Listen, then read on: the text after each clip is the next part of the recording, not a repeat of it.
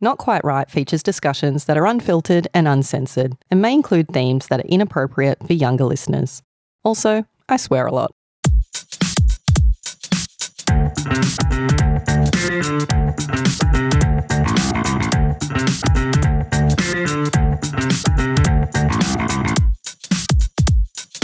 Something doesn't seem quite right. Welcome to Not Quite Right. My name is Ed. And I'm Amanda. I've got a question for you, Amanda. Go on. You're right. That is just a taste of things to come. We're talking about adolescence later on in the episode. Just for context, we're going into this. We've been sitting here talking shit for 2 hours before we even basically hit record. And you're a little bit tipsy. I've actually had 4 glasses of wine. Could be a little bit of an issue. No, it's but great. We'll get through Love it. It'll be nice to be the sensible one for once. You've just got to catch up. Yeah, I probably will. Let's be real. I'll do it. It'll be a tortoise in the hare situation. So we'll be talking about adolescence later on in the show. But first, we've got some news. We've got some Q&A. People have sent us voicemail messages. They've sent us Twitter questions. So we'll be talking about all of those. So it should be fun. Yes, it should be fun. I'm excited. And I really love when people join in our little conversation. But first, a little bit of housekeeping. We've got the Not Quite Right prize for flesh fiction, which is almost on its final run now. It's been running for 6 months or 5 months. We set it up so early just knowing we would need time. Yeah. And I feel like we've sort of just... The time was more for us than it was for... But now I feel like people are going to be freaking out. Everyone's like, oh yeah, I've been meaning to get to that, including me. Including me as well. I've finally gotten my idea. I put some words together. I've got a couple of paragraphs. I've got a concept. Okay. The only time I'm writing it is when I take my daughter to tennis every Saturday morning and I sit in the car and write my little erotic fiction. So that's why. Well, we just saw a post today from one of our flesh fiction future entrants saying that she was about to sit down and write her story when her daughter, I believe, had Bluey started in the background. Yeah. It's hard to get into that kind of mental frame. You know, you've got to separate yourself a little bit. But Not Quite Right prize for flesh fiction closes on the 24th of August. So yeah, it's coming up. Yeah, about a month from now, depending on when this episode comes out. There's still time, but I feel like it's got to the point where it's like, okay, let's put some key to board here at this point, especially if you really seriously want to win or do well, because that gives you time to edit, share it maybe if you're brave enough with someone to help you out. And I think that's enough time to actually put something quite good together if you knuckle down. Come on, guys. We want some great stories. We don't want last minute bullshit. Come on, let's go.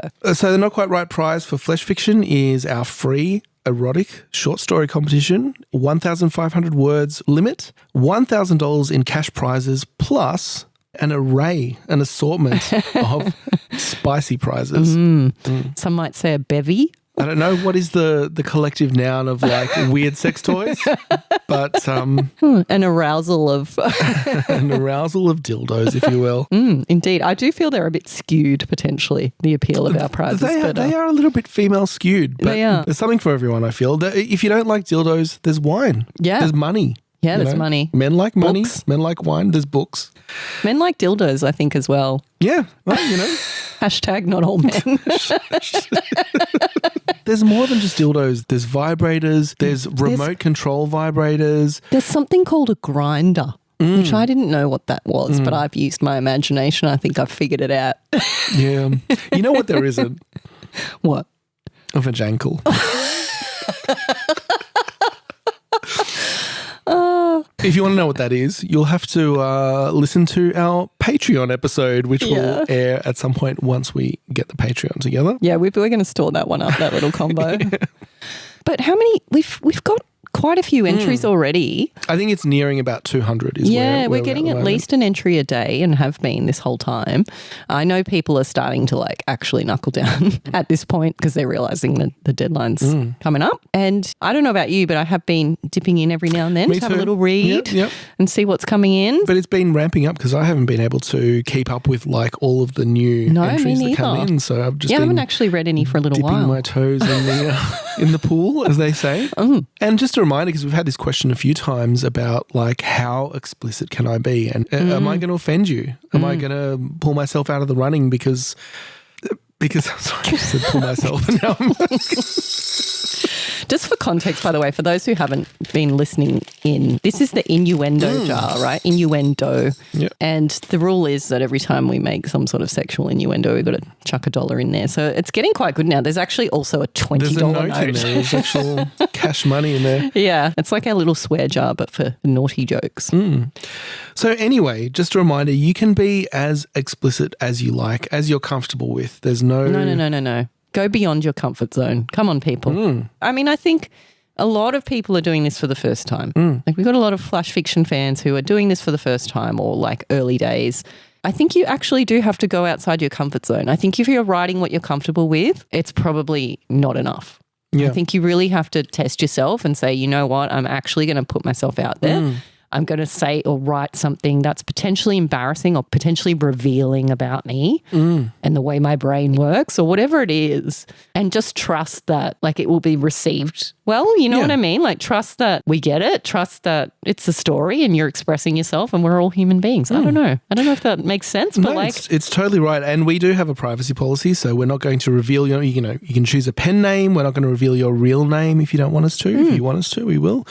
But yeah, don't be afraid. Don't go in there with like the fear of your friends and family going to find out because we're not going to tell them. Because I think that's the thing, right? Like I think it's I don't want my boss to read it or I don't want my mother-in-law to read it, that or my children. Like I get that, right? You've got a certain level like of boundaries that you want to set up. I do get that. But I think if you're like censoring yourself at all, that's a mistake. I think you need to just invest in the story and invest in like putting yourself out there and delivering something that's like, achieves the desired outcome, if you will, you know. So that's my challenge. Yeah. And we do have a couple of rules. Like there are some things around consent and so on and so forth. Check out the website. Make sure you've read those and you're okay with those. So there are a few taboos that we don't want to hit. I want to clarify that too because I have had a couple of questions on social media just to clarify that point. So the main two rules are basically everybody needs to be an adult, 18 plus. And there needs to be consent in any sexual activity. And I've had some people contact me to sort of say, look, like people want to write about murder and stuff. Like no one's going to consent to being murdered or whatever it might be. Like obviously stories are drama filled. Yeah. There might be consent, but it's like still there's manipulation at play or these complex issues that are what makes stories interesting. And just to be clear about those rules, I guess, the point is more that we don't want to be seen to glorify sexual violence, like unwelcome and unwanted sexual violence in that way. And we certainly don't want to be seen to be glorifying anything that is underage or an entity that can't consent, like a dog or something like that. Like that's just an area that we're not comfortable supporting. And it's like these sort of moral grey areas where there's a little bit of manipulation or these, like we're not getting down into that nitty gritty. We're not going to judge it on that basis. It's more like, an overt act of sexual violence on someone. Like that's what we're trying to avoid here. And it's hard for us to lawyer this kind of language into a strict set of rules, right? So, but I think what we're trying to avoid is fairly self-explanatory and fairly obvious, like, underage and non-consenting, animals. But if you're writing a fantasy about some space species that doesn't exist, but like that's fine. And if there's a bit of grey area, that's all okay. We want to avoid like the really problematic stuff. And so I think, if you just go into it in good faith, basically on that basis, I think you'll be fine. You don't need to like double check everything with us. We're not going to be like going through with a fine tooth comb. It's those big ticket items that we're trying to avoid. So as long as you steer clear of those, you're going to be fine. So what else have we got? We've got Words on the Waves. We came back from that about a month ago. Yeah. Just finished editing all of the episodes as of the time of recording. So if you're not subscribed already, just go to the website or search Not Quite Right Interviews on your podcast platform of choice and you'll see all our interviews. We did 12 interviews at Words on the Waves and had a lot of fun. Spoke to some really interesting people. We spoke to Blanche Delpouget. We spoke to... I was a little bit starstruck. I had a bit of a gaffe. That was my favourite part of the whole thing, the whole I'm still festival. Mortified over that. We spoke to Maxine Beniba-Clark, a poet, and saw her perform at the Poetry Slam, which was so much fun. It was really, really fun. I guess I've never done anything like that before. And when I say done it, I mean I didn't get up on stage, but we went in the audience and I don't know, I didn't know what to expect, and it was really, really good. And it's like a open mic night kind of situation. People get up and just read their poems. Clearly they've kind of prepared them and everything, but it's just, you know, some people are experienced, some people are completely inexperienced, and they're getting up and having a go. It was very inspiring. Like, and the whole room just wants everyone to succeed. And it was a really nice, like, positive kind of creative environment. I loved the authenticity of the moment, right? Like they expressed themselves. They like put themselves out there. They spilled it all onto the stage, and people were very positive. No one was like, this is like shit. It was amazing. Felt like a real safe space. Like I know that sounds like cheesy, but that's what it felt like, to just get up and just say whatever you wanted to say. But also a lot of the performances, a lot of the poems were just genuinely amazing. They were great. Yeah. And also, like, it exposed me to, and I wasn't aware of this, but like a whole subculture of poetry slams on the Central Coast. Like, they were talking about events in different locations. And like in a barbershop? In a barbershop. I had no idea about any of that. So that was really great to hear about. Yeah, I thought that was really cool. And I guess it was funny as an outsider to come in, and I think Maxine noted this, but there's just like an artist off in the corner like painting while everyone's speaking as well. It's an artist I'm familiar with. In fact, if you've ever been to Erin Affair, his artwork is, there's a big mural down where the library is of a whale, and he was painting something very similar that evening off in the corner with his spray cans and whatever. It was very cool artwork that only really came together right at the end. So it was kind of cool to watch. But yeah, like you just, what's that guy doing over there in the corner? And he's just whipping up an artwork. I'll tell you what though, I went to a lot of raves in the 90s and it's actually a very similar situation. There is a guy painting a whale in the corner. Is this just like the mature grown up version of a rave or something? It brought me back a little bit, I have to say. But like, it's a lot of fun. It was fun talking to our interviewees, like all of the authors, all the personalities we spoke to. We had such a diverse range of topics. We were talking about Aboriginal semiotics. We were talking about like false imprisonment, true crime, so many diverse topics. And we had this really lovely room that Words on the Waves put us in that was overlooking the beach. It was really nice. And just having people come into that room and having no idea really who they were until the last minute, and then talking to them about whatever their thing was, that was a lot of fun. Plus the Poetry Slam, plus as always on the Friday night, there is Story Club. And this year it was hosted by Osher Ginsberg. Yeah, so Story Club is like basically people get up and tell true stories from their life, kind of loosely attached to a theme. And, you know, they're performing their stories. And we've been each year that we've attended Words on the Waves, and it's always a highlight. But I found Osher's story to be particularly interesting. Yes. It sort of stuck with me, I guess. Yeah. Very fascinating. And then there was a woman there as well whose name escapes me now. She's a local musician. And her story, oh my God, I haven't laughed that hard. That's the mooing one, right? The mooing one. She was telling a childbirth story. Yeah. And she actually mooed. She's just like, I'm like, I mooed when I gave birth. Did you? I remember it distinctly. I'm like, I've never felt more like a mammal in my life than giving birth. And so it was just very like, took me back. But so funny. And it wasn't until the next day that, or something, Andy's like, oh yeah, I think I went to school with her. I'm like, you didn't want to tell me that like the moment she stepped on stage, or like, but yeah, really fun stories and always a good time. There was just that one little problem though. The issue of the dry bar. The dry bar. Yeah. Like what the fuck? The FPOS machine broke and we couldn't buy drinks. And the guys at the bar could not have given a single fuck about the fact that the FPOS broke. And we had a designated driver as well. So it was me, so I guess I shouldn't be complaining. But and the other thing at Words on the Waves was that you ran a workshop about flash fiction. Yeah, it was really good fun. And in fact, our friend Sarah Kennedy from all the way across the other side of the world. Of Daredevil fame. Multiple Daredevil fame, was kind enough to send a friend along. So a local friend, Jenny, who I met there, attended the workshop. Hi, Jenny. Hi, Sarah. And it was actually all women, all women group. And it was really, really fun to, I guess, just induct a new group of people into our world of flash fiction. That's what the workshop's about, basically. It's just like the beginnings, like where do we start with flash fiction? It's indoctrination into the cult. 100% indoctrination. And I know at least one of the members, if not a couple, will be participating in flash fiction. So I'm very excited about that. and in the regular comp as well. So welcome, and I'm really excited to have you, and I'm so glad that you're in our little cult of Flash now. And you did an amazing job. I sat there and watched the whole thing. Judged me from afar. Well, I didn't have any responsibilities. I could just soak it in. And it was a great session. Great. Good. Did you feel really excited about writing Flash afterwards? I actually did. I was like, wow, this sounds great. Like, I should really get into this. I should really get into it. Yeah. Practice what I preach. Exactly. And I've actually got another workshop coming up. Oh, or yeah. two, actually. I didn't know about this. Yes. Well, it's sort of, I guess, not that official because I'm going to deliver some workshops when the new Gosford Library opens. Oh. And of course, like most developments, it's been delayed a little bit. So we're just waiting for that to happen. But yeah, I'm really excited to deliver the Start Writing Flash Fiction workshop, but also another more advanced flash fiction workshop at the library opening. That should be cool. I've driven past that a few times. Is it where The new Froggies? libraries? Well, like, where is it? No, it's opposite the current library. Oh, okay. On the same road. Right. But it's fancy.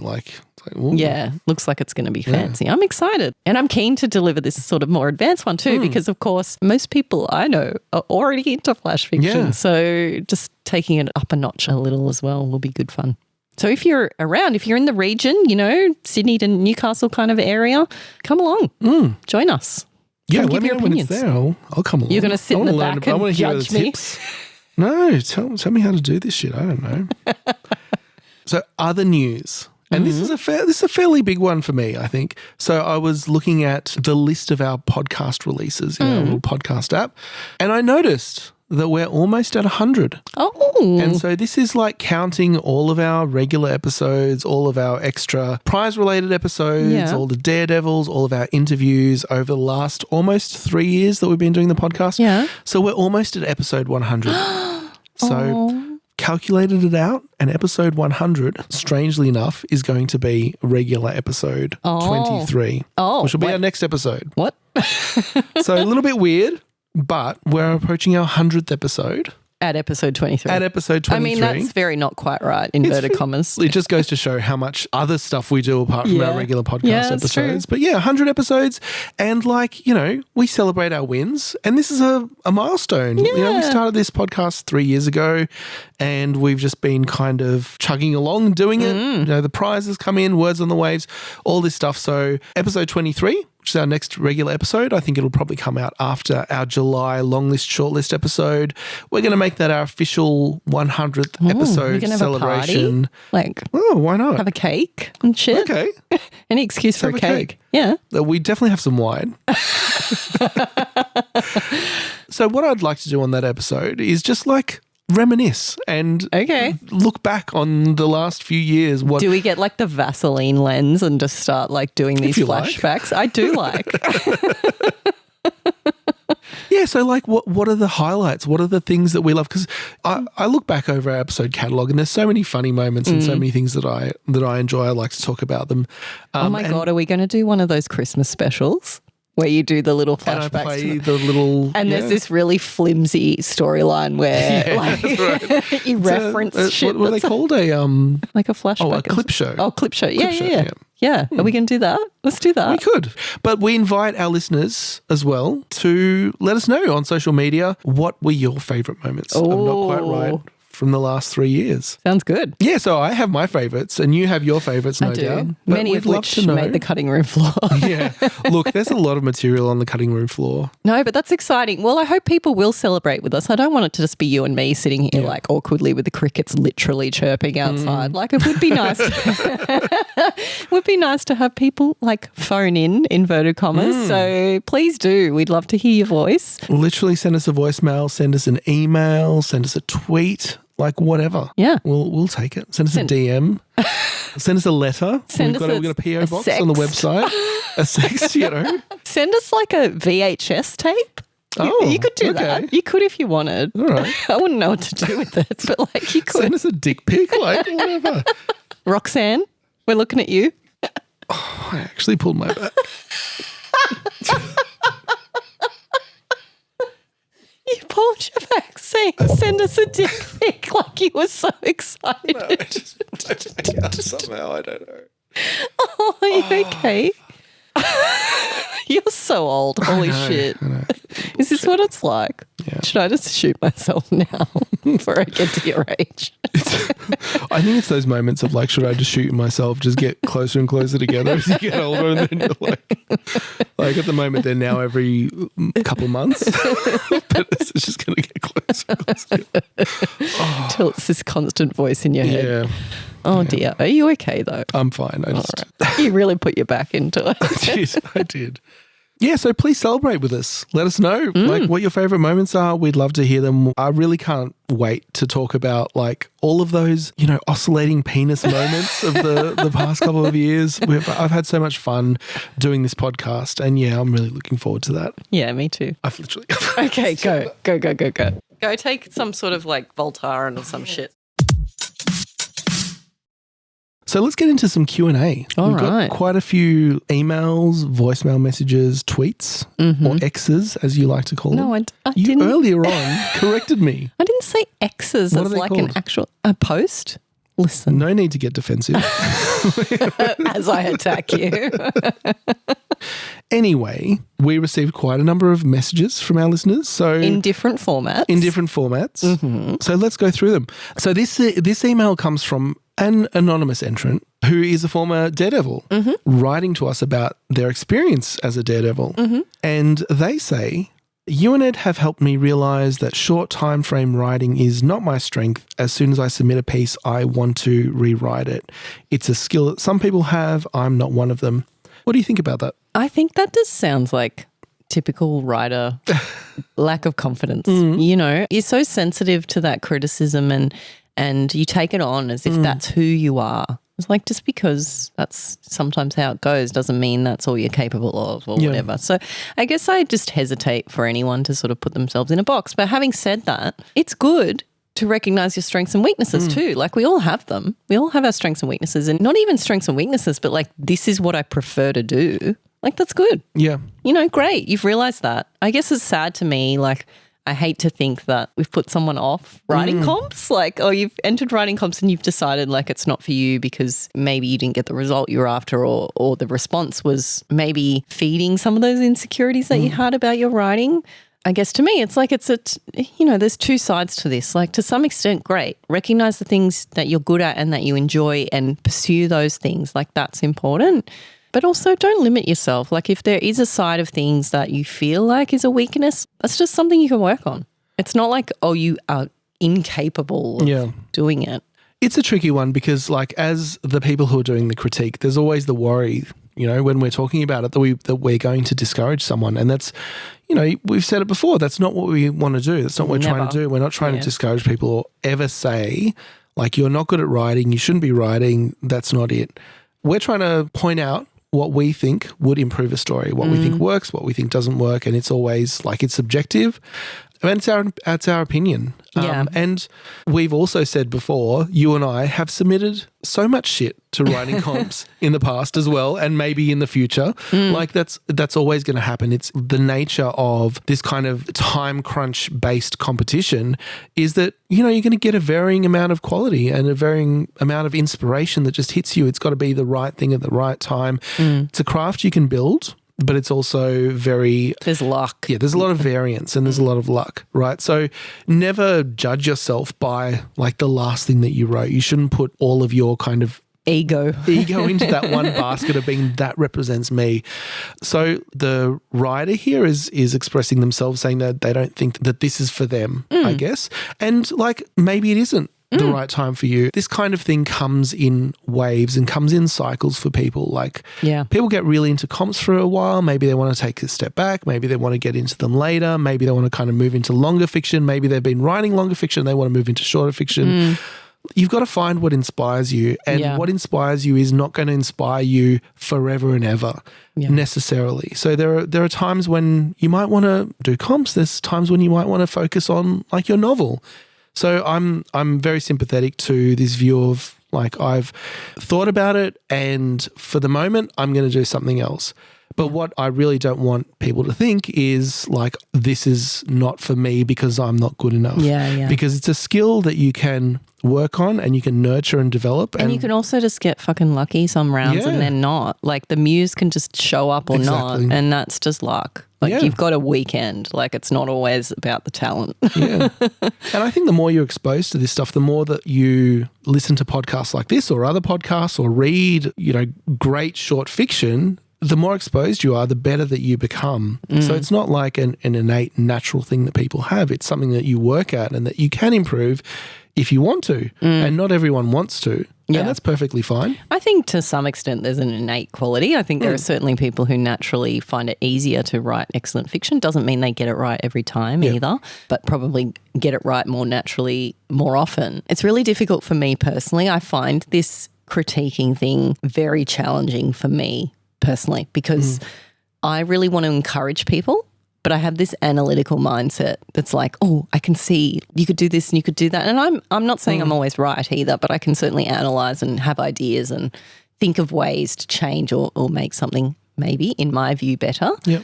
So that's in conflict with my desire to just encourage and say, just do it because it's fun. And also this part of me that's not only just do it because it's fun, but like just do it because it's important. It's so important for you to express yourself. And like, who cares what other people think? But like, we're running a competition, so you do care. Like, I get it. It's complicated. But like, I'm the kind of writer who I write for myself first and like, okay, I edit maybe with the hope of doing okay. But like, ultimately, what's the point? Like, to me, if you're writing to win, okay, if you do that, great, that's for you. But for me, I write because I have something to say or because I just need to let out that part of myself, and that's what I want people to nurture.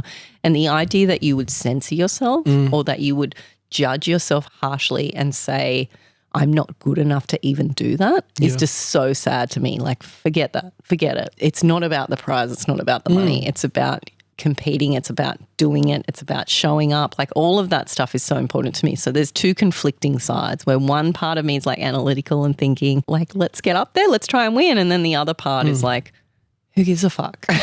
I'll tell you what. Do it anyway. It's like any skill. Like, I play tennis as well, and a big part of that is just the fun of playing the sport. And when you have a coach who's saying like you're hitting a shot wrong or like try to do this to improve it, like part of the fun is just doing it, and part of the fun is competing and winning and learning and growing. Yeah. And when someone tells you that, hey, you could be doing this better, or you're doing these movements that don't quite make sense, and maybe if you tried this, that should not be an indictment that, you don't have the capacity to play well continuing the tennis thing.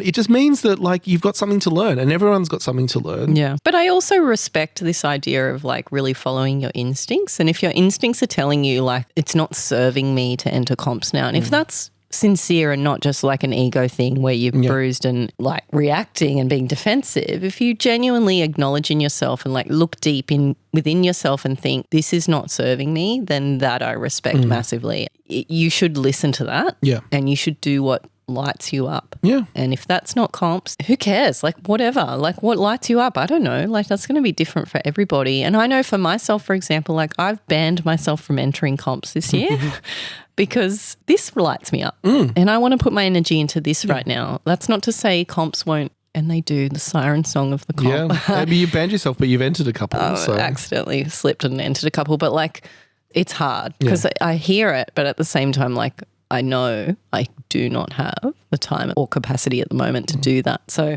that's where I'm at. I would love to be entering every weekend. That would be me if that was my life stage when I had that time. That's what I'd be doing. But for me, I have to be like, no, listen to my instincts. That's too much pressure.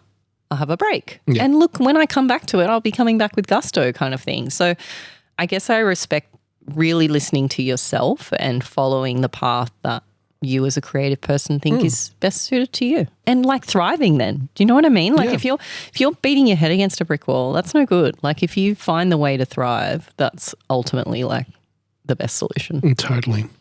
So another piece of correspondence that we've received is about pre-written stories. Okay, so stories that have been written either for some other comp or other publication call out, or someone writes in their spare time and they're submitting this story to the Not Quite Right prize and maybe doing well with it as well. But it's a story they wrote before, before that weekend. So what are your thoughts on that? Yeah, this is a tricky one. Like, we can't police it. Is number one. We cannot keep track of every single comp and whether you've made the long or the short list in the past. I mean, it's something that we're aware of, right? Sometimes people submit stories very close to the prompts going out.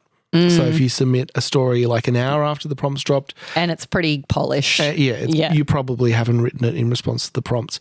To be clear, I guess it's probably worth saying, like, our rules state pretty clearly that we don't accept resubmissions. Like, this has to be a story you've written for this comp. So that's the rule. That's technically what we expect. And it goes against the spirit of the competition, which is really like you write in response to the prompts. I think it's unrealistic to imagine that people don't have preconceived ideas that they're bringing into the round. I've got a notes app. Yeah. So you're not starting every single comp from scratch, just being like scratching your head and being like, what are my ideas? What can I come up with? I mean, I kind of am, but yeah. But some people have like some people are better and more organised. So I'm not against that organisation. Like, you open your notes app and you kind of go through your ideas and think one that might mesh with those. I think a good example, like just in the past round, I know a couple of stories that did quite well that were like based on snippets of things. You know, we were talking about killing your darlings, and these were darlings that were just maybe a phrase that had been pre-written or like something living in their notes app that they turned into a story. But like the spirit of writing to the comp was there very much so. Like, clearly we can't police your brain and like what. The actual work is done in response to the prompts. Yeah, exactly. So I don't know, like there's a grey area, I suppose, between... Yeah, I don't know if that's a grey area. I don't really have a problem with that. Not to me. No, that bit's like great. Yeah. That bit's fine. But I guess as it approaches like pre-writtenness, it starts to become... Definitely if you've taken something you've already written and you've tweaked a word or a phrase or a couple of you've ideas, chucked in the prompt word. That is not ideal. Yeah. No, that goes against the spirit of the competition, and we wouldn't be happy with that. It's not what it's all about. It's about challenging yourself. It's about writing something to the prompts. It's about creating a new work of fiction for the comp. So it's funny because we're not anal about other things, and that drives some people crazy. You know, we're not anal about the interpretation of the anti-prompt, and I know for some people that's like, well, what the fuck is the point of the anti-prompt then? Like, I get it. And now we're saying we're a bit anal about this, but also there's no way of policing it. Yeah. It's just something that makes us feel dismayed, I guess. Yeah. I don't know why we feel dismayed about that and not the wild interpretations of the anti-prompt. And, you know, I think there's this subculture of like people who move from comp to comp and who have like binders of women and they call on them, you know, as needed. And I think, look, like you're working hard, you've got this backlog of stories. I think that's great for like publication submission. I think that's great when you're like, oh, there's a call out for a story about trust and I've got a story about trust, or there's a story, you know, call out for stories about, I don't know, Christmas and I've got a story about Christmas. Great. I think comps are, to me, a little bit different, but I know that's a thing. It's a thing for people. They go from comp to comp and they're just trying their luck. Yeah. I don't know how viable that is as a strategy as well. Like if you're submitting the same story to multiple comps, it's probably not going to do better in one than it has in the past. I mean, it could. Like there is luck involved. There's luck involved, but it's unlikely to go from nothing to shortlist. It might go from long list to shortlist or shortlist to long list or that kind of thing. But like I can definitely sympathise with loving a story that you've written and wanting to improve that and change it and tweak it for another comp. So I don't know, maybe that's where the grey area is. If you've written a story in the past and you love the idea of the story and you think it would be a good fit for the latest round of the Not Quite Right prize and you kind of rewrite it or tweak it significantly for the comp, then that might be a bit more of a grey area. I don't know. It depends on how much it's been changed. I don't know. Look, it's all moot because we can't check and we're not going to check. Like we're not going to run a bloody police check on every story that comes through. I guess here's the truth, all right? Here's, I guess, what it comes down to.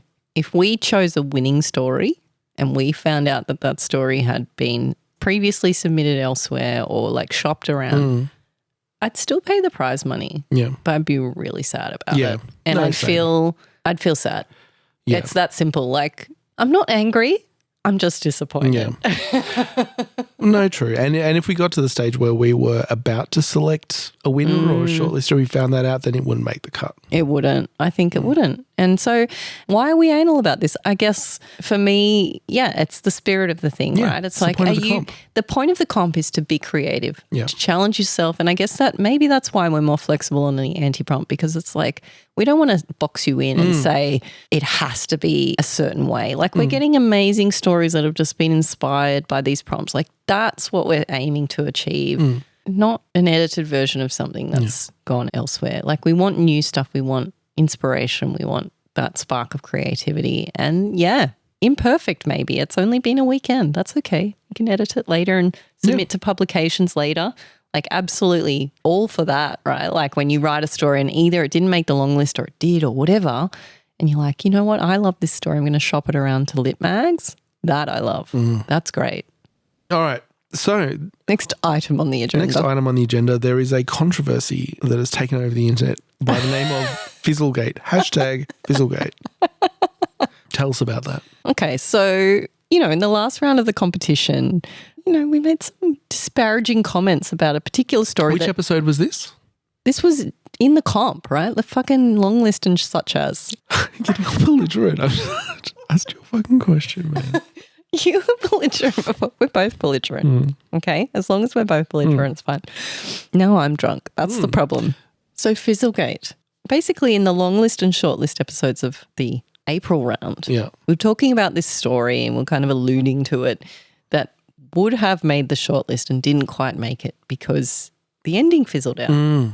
But subsequently to that, because being a bit cagey, we didn't want to call this person out. I mean, eventually we did, but we didn't want to make a scene about it. And so we were sort of dancing around it a little bit. But as a result, people started freaking out thinking, that's my story. Oh, right. Yeah. And so sorry about that, guys. That's not the result I intended, but I got a DM from someone, I won't say their name, who was talking about how they had thought it was their story because what they did was they read the transcript of the podcast episode and our transcript is automatically generated. It is full of errors. It's terrible, right?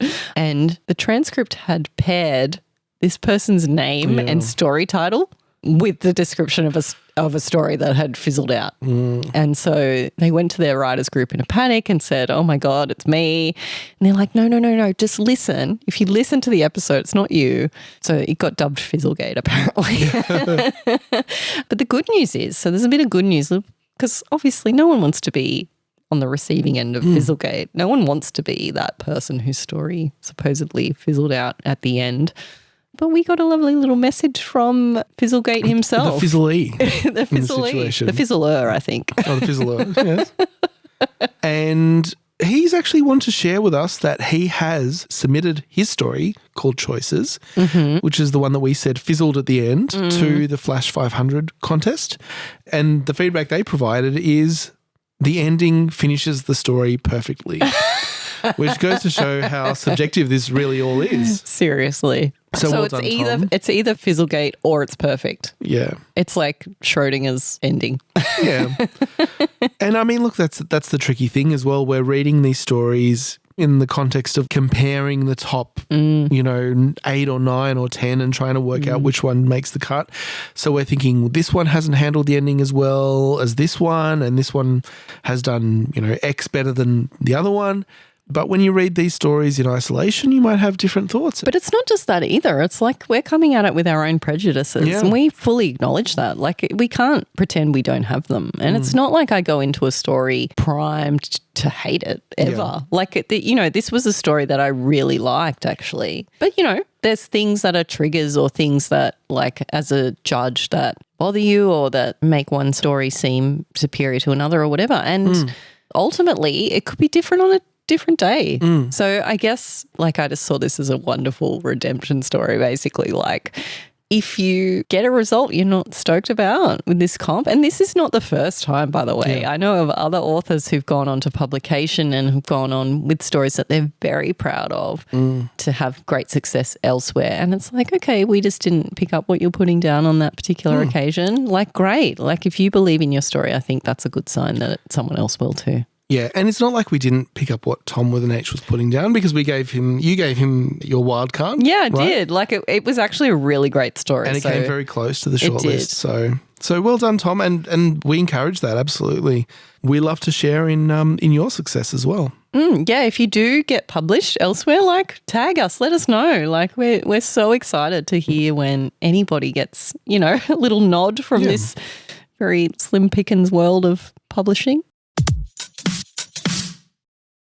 So our first question in voicemail form comes from Freya. Hi, Amanda. Hi, Ed.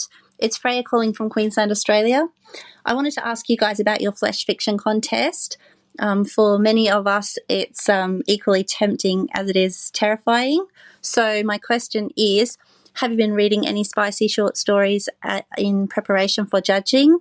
And have you found any good ones you could recommend to us? Okay, well, Amanda, let's start with you. What have you been reading? All right. What Pressure's smut on. have you been reading? Mind your own business. No, I tell you what I have been reading. So we've got the sponsor, Adult Matchmaker. So that's an app that matches people who are looking for like a little bit more, maybe a little bit more in their adult relationships, not maybe the vanilla situation, but something a little bit like the cream on top maybe. More spice. A little bit more spice. And what they have on their website is this whole section of erotic fiction as well. And so their members, so people who are on the app and meeting each other, are also like sharing either their erotic fiction or their erotic non-fiction as well. So there's this whole section of the website just full of stories that people have been submitting. And I know that some of these people will be submitting to Flash Fiction as well. So Adult Matchmaker are sponsoring Flash Fiction with a membership for a year. And their members have been doing it for quite some time. And there's some really spicy stuff on there. And I guess what I noticed about that, because I have been reading our own Flash Fiction entries as well, it's way less tame. Yeah. It's very explicit. It's very to the point, I suppose. There's not sort of so much storytelling around the edges of it. It's very much like the main event. And I think that's really interesting. I guess that's probably more typical for erotica than maybe what we're finding in Flash Fiction. And I think that's to do with maybe the tentative nature of some people coming to our competition, haven't done it before. Yeah, well, they're all experienced pros, right? Like it's a different audience. They're very much people who write in that genre. And I think a lot of our entrants and a lot of our listeners are branching out maybe for the first time into this genre. Yeah, well, look, to be honest, I think some of the people in Adult Matchmaker forum are also doing it for the first time. But I guess the forum they're publishing into is one that's much more explicit and maybe like expected that it's going to be that way. And I mean, if you're looking for some inspiration, I definitely say go and check it out. There's a whole range of different stuff there and, some really great writers as well. So we'll put the link in the show notes, but it's on the Adult Matchmaker website. There's like an erotica section. So if you Google it, you can find it, but we'll put the link in the show notes as well. Okay. Cool. So what about you, Ed? What's on your smut list? So I heard this question and I thought, well, I'm not reading much erotica. But then I reflected a moment and I realized actually I'm just not reading much, and the 3 books I have going at the moment are all erotica. It's just that I'm not actually finishing any of the books. Oh dear. So they're all on my bookshelf with a bookmark in them, and like I just kind of pick them up like every couple of months at this point. But basically, like, how do they feel about that? Just pick them up and cast them aside, like unfinished, without even considering their feelings in the situation. So what are they? What are the books? The first one is Tropic of Cancer by Henry Miller, which is that the one that's on Seinfeld? Yeah, I or feel is that like Tropic it of is. Capricorn? I think they were both mentioned in Seinfeld, but I checked that earlier today just to see how I'm going, and I'm 50 pages in, but I've been reading that for like at least 2, potentially 3 years at this point. Oh wow, okay. And I pretty much that's stalled. a very damning kind of. Well, I was kind of into it for a bit, and then I just was like, it's stalled. So I parked that one. I feel like when you're 50 pages into a book over a couple of years, you've pretty much got to start again. So right. I'll get into that eventually. The second one is The Story of the Eye by Georges Bataille French. This French is not vibe. some fucking iChild shit again, is it? It may well be. I ordered this book off eBay after we recorded our episode, National Geographic for People with Bad Hair, which is the discussion about the before series, before sunrise, sunset and midnight, because it was the book that Julie Delpy was reading on the train. And so I was like, oh, what's that? And I ordered it. And it is a book of, French erotic fiction. And I've read like a couple of chapters of that. And similarly, I've just gone, okay, it's not really doing it for me. But like, I don't know if you've ever read like classical French erotic fiction, like the Marquis de Sade and all So that far, kind of thing. all I hear from you is that it's all piss and shit. It's all not piss really and shit. appealing to me. Yeah, and weird stuff. So I don't know. I'll finish that eventually. So this is like, so far, Yeah, not so good. not so good. Yeah.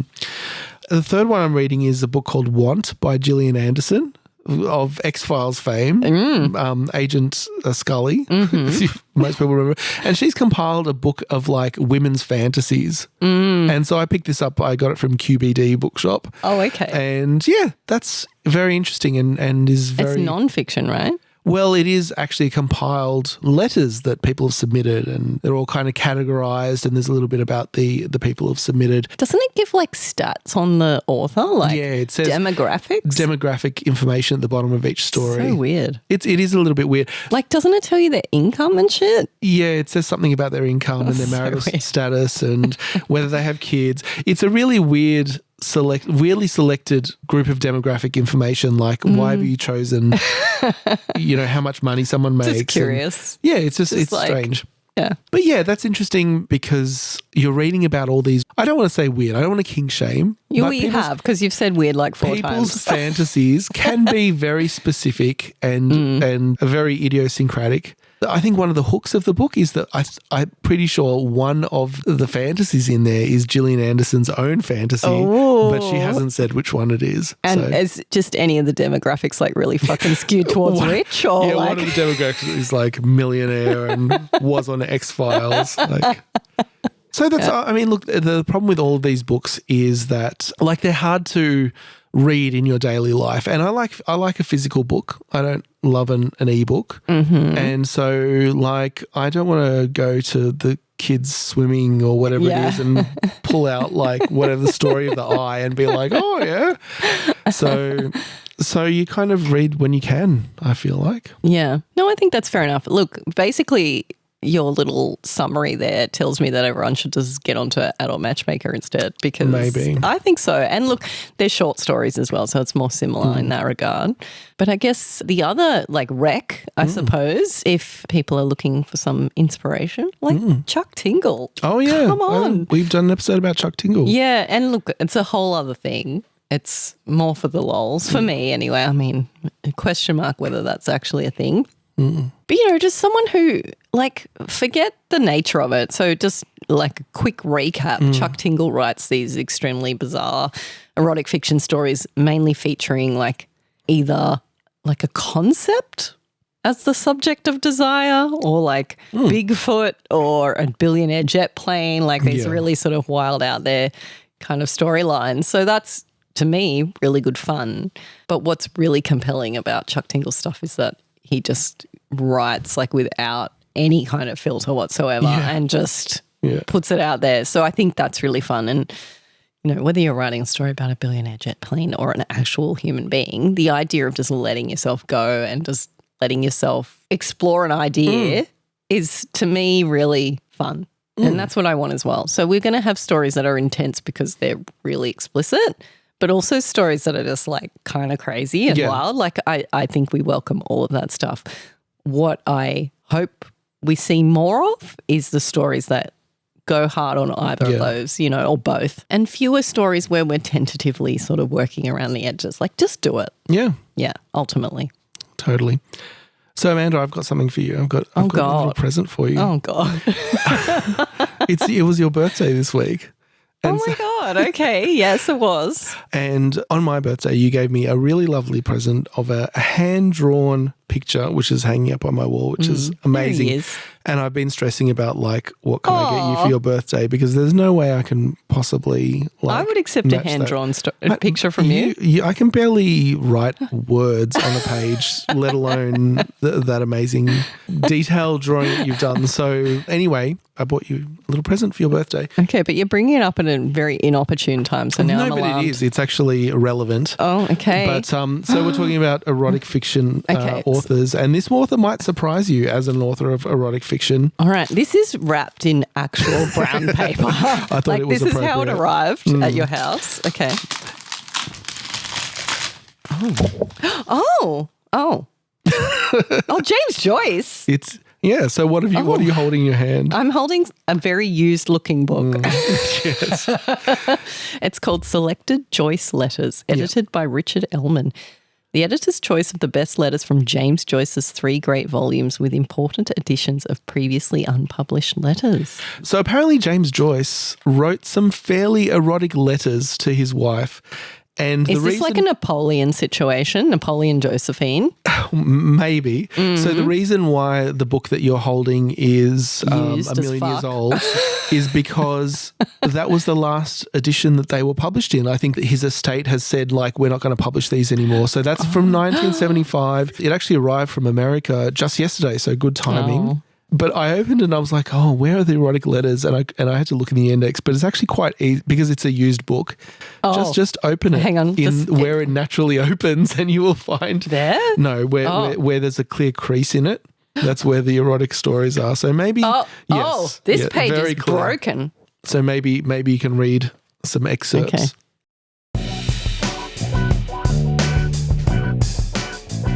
Noretta Min, I got your pitiful letter this evening telling me you were going about without underclothes. I did not get 200 crowns on the 25th, but only 50 crowns and 50 again on the 1st. Enough about money.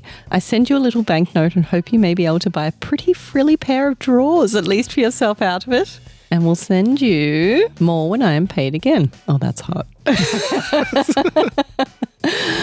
I would like you to wear drawers with 3 or 4 frills, one over the other at the knees and up the thighs, and great crimson bows in them. I mean, not schoolgirls' drawers with a thin shabby lace border tight round the legs and so thin that the flesh shows between them, but women's, or if you prefer the word, ladies' drawers, with a full loose bottom and wide legs, all frills and lace and ribbons and heavy with perfume, so that whenever you show them, whether in pulling up your clothes hastily to do something or in cuddling yourself up prettily to be blocked, I can see only a swelling mass of white stuff and frills, and so that when I bend down over you to open them and give you a burning, lustful kiss on your naughty bare bum, I can smell the perfume of your drawers as well as the warm odour of your cunt and the heavy smell of your behind. Wow, that escalated quickly. And That's like one sentence. I was trying to draw breath then and it just kept going. That's very James Joyce, isn't it? It's very James Joyce. And like, you know, they get pretty explicit, I think. Okay. And imagine having literary giant James Joyce sending you this very literary erotica. Cliterary giant James Joyce. I'd like to read one. I've looked this on, All right. on the internet. Yeah. Go on, please. Read a passage of your choosing. Okay, so this one I found particularly interesting. You had an ass full of farts that night, darling, and I fucked them out of you. Big fat fellows, long windy ones, quick little merry cracks, and a lot of tiny little naughty farties ending in a long gush from your hole. It is wonderful to fuck a farting woman when every fuck drives one out of her. I think I would know Nora's fart anywhere. I think I could pick hers out in a room full of farting women. It is a rather girlish noise and not like the wet, windy fart, which I imagine fat wives have. It is sudden and dry and dirty, like what a bold girl would let off in fun in a school dormitory at night. I hope Nora will let off no end of her farts in my face so that I might know their smell also. Oh my God. So this certainly throws James Joyce in a little bit of a different light, I feel. This is niche as fuck. Shout out to Greg Schmidt. Not a little farting love story. See, it's real. It's It's that's real. right. And it's real, and it involves literary giant James Joyce, which is like, it's amazing. And You're in good company, Greg. you can see why James Joyce's estate was like, maybe let's not print these again. So anyway, you have in your hands a rare copy right. of all of his smutty letters. All right. to I feel Nora very Joyce. special. There's no stains, so thank you yeah. for giving me an unstained Not too copy. well loved. Yet, I should say. Oh, jeez. So our next message comes from Trevor Flanagan. Hi, Ed and Amanda. It's Trevor Flanagan from the UK. You recently asked for discussion topics for your latest podcast, and I thought, as you normally recommend to each other book or film challenges that had set you both one. I love films or series with quirky scripting, and I thought as you tried Garth Marenghi's Dark Place, you might like something else starring Matt Berry. So, my recommendation to you both is the 61 episode series, What Do We Do in the Shadows? Enjoy. So have you seen What We Do in the Shadows? No, I have not. I've seen the movie. It was a mid-2010s movie, I think, by, remember Flight of the Conchords? I was having babies, mate. I was Yeah, busy. true. But I do Yeah. know Flight of the Conchords, yeah. One of the guys, at least, was in it. It was a good movie. I enjoyed that one. Okay. But I never got around to watching the... Is it like New Zealand's The It's- Castle, or what are we talking? Well, it's vampires, Oh. but it's funny. Vampires in Auckland or whatever. Yeah, they have So- New Zealand accents. Yeah. Okay, that's funny. But the series, the movie was great, and I never watched the series. I never got around to it. I know Matt Berry's in it, and I love Matt Berry from IT Crowd and Garth Marenghi and elsewhere. Not to be racist. But yeah, it's definitely on my list. And like all of those shows with those people, like Garth Marenghi, IT Crowd, there's another Matt Berry show called Toast of London, which I enjoy as well. But it's very niche. It's one of those shows that I would have trouble recommending to anyone. I would never recommend it to you, but it's very different. And I enjoy shows that are different and quirky and like surprise you in that way. Well, I appreciate the recommendation. I will check it out. I guess the invitation there is to kind of recommend our own quirky shit. Yeah, yeah. So I'm a huge fan of the IT Crowd. So I do love that gang. Yep. And, you know, if we're talking well-written series, which I think we are, and that's obviously subjective, but I think there's a big distinction between a well-written series and just a series. I think there are only a handful that are like really well-written. And to me, IT Crowd is up there. So I don't know. What do you think? What are some of your top? In the same vein as you were talking there, like a shout out to Father Ted.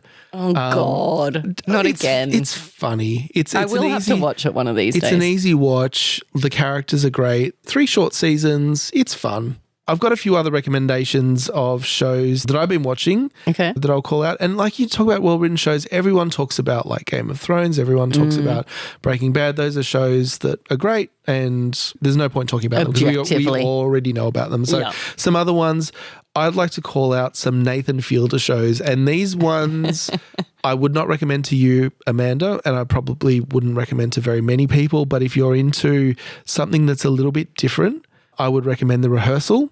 And Nathan Fielder has also done The Curse previously and Nathan For You a few years back. But The Rehearsal and The Curse as well, very much maybe an acquired taste, maybe a specific taste, but just unlike anything else on TV. Both of them defy any kind of description. I don't even know if you'd say the writing, the scripting, they're not necessarily, well, The Curse is scripted, but The Rehearsal is kind of semi-reality, semi-scripted, and just completely crazy. So I would say give that one a shot. If you are into that kind of thing, you'll just be like, yes. If you're not, you'll be like, what the fuck am I watching? So you're going to fall into one of those two camps. So you'll get my experience when Ed wrecks shit to me. There's no way I would wreck these to you because you're definitely in the what the fuck am I watching camp on these ones. I don't know. Like, I know Andy says what the fuck about Mighty Boosh. Like, I guess we all have our little Achilles heels. Yeah. When I was thinking about it, what struck me was that when I think well-written series, most of the series that came to mind for me were comedies. And I'm not sure what that's about, if that's me or if that's just what impresses me when someone does comedy really well.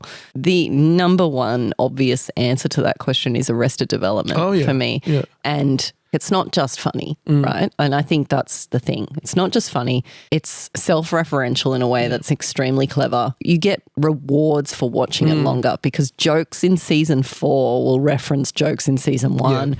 You know, characters develop and grow and change, and like their backstory. It's not like a normal sitcom, you know, like The Simpsons where everyone resets on the next episode. It's like their story actually continues.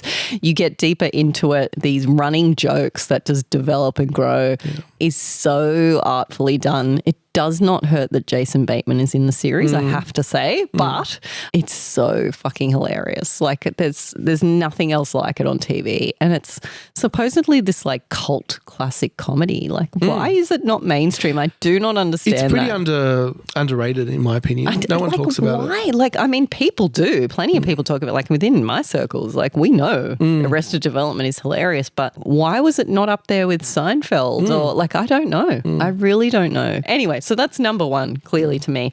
And another one on my list is 30 Rock. 30 Rock to me. I never watched that one actually. Oh, I think you'd love it. And, you know, it's hit and miss. It does have a lot of episodes, so there's things that are funnier than others. But something that we go on and on about in our flash fiction stuff is like character development. And it's one of those ones that's very character driven and clever. Like it's Tina Fey, right? Tina Fey is, to me, an excellent genius comedy writer and just knows the points to hit. But it's also the acting. It's that too. You know, there are other aspects to it and the dynamics and chemistry between the actors and that sort of thing. But it's incredibly well written. But, you know, from a drama perspective, I would have some recommendations as well. So we've mentioned a couple of the big ticket ones already, that obviously Breaking Bad and Game of Thrones, like at least for parts of those series were very well written. Another one, big ticket one, Succession. I'm obsessed with Succession. Like it's acting talent as well, but it is extremely well written. Yeah, I can't convince Sharon to watch that one, so I haven't got around to it. Yeah. Oh my God. Like I don't watch much. That one gripped me easily. It's so good. It's so good. But then, you know, I'm also a little bit like swayed by a Culkin. You know what I mean? If there's a Culkin in something, like that's going to sway me. But a Culkin or a Bateman? Yes, basically. So another recent one that me and Andy really got into was Mr. Robot. Did you watch Mr. Robot? I watched the first season years ago. When did it come out? Like 2014 or something. And it was great, but I just never got around to watching any of the following. Okay, but also extremely well written. A little bit dystopian, a little bit close to home. Yeah. Another one that I loved was Freaks and Geeks. Okay. So, I never got around to that one. Oh, God. Oh, you'd love Freaks and Geeks. So that's James Franco, famously, and Elliot Page. Yep. And Busy Phillips of Dawson's Creek fame. All right, okay. So there's some familiar faces in that show, but another one, it's like this nostalgic sort of 70s stoner piece or whatever, but it's so beautiful, very emotional. It hits you in the feels. Like it's got the nostalgic element and it's just got that real like punch in your gut kind of thing as well going on. So it's beautiful. And the acting there as well lifts it, I think, too. And then obviously Black Mirror is amazing. Oh, yeah. Black Mirror is very clever. Like obviously episode to episode it'll change. It can be hit and miss. It's a anthology series, so you don't get the same characters, so it can be hit and miss, but the highs are high. To be honest, like pretty hit. Like, you know, I don't remember any Black Mirror episodes that I've thought were shit. Like they're quite impressive. And then finally from a drama perspective, a little bit niche, but this particular show that I stumbled on called Unreal. Okay. It's a drama based around like the main character, I guess, is the producer of like a Bachelor kind of show. And it's like a behind the scenes kind of thing. Okay. And this is a fiction show. It's fiction, but it plays like a reality TV because it's like based on a Bachelor kind of style show.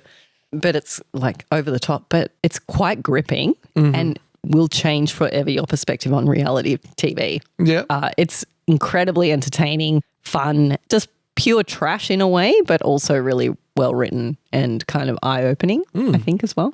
All right, I might call out a couple as well that I've watched recently. The first is White Lotus, which a lot of people are talking about. I think I'm hearing that one a lot. You know, it's not perfect, but I think the writing is quite good, and each season has like a hook, like someone's died and you don't know who it is. And I think that's like Don't know who it is or don't know who did it? No, don't know who it is. Oh. Like there's each season of the 3 seasons starts with like there's a dead body. Someone's died. But you don't know who died. You don't know who's died. Oh, and so shit. the whole season is like you're trying to figure out who's going to die Yeah, at the not end. who did it, but who is it? So you're like, yeah. So that's an interesting hook. You might think it's a little bit cheap, but it's effective and it's different. But what stands out is like the production is great. The characters are great. Each season as well has a little overarching theme, which I appreciate. Like the first season had this theme of wealth and its impacts, kind of colonialism. The second season was more on like sexual relationships, gender relationships, and third one was more like religion and the meaning of life. So all 3 seasons have been great.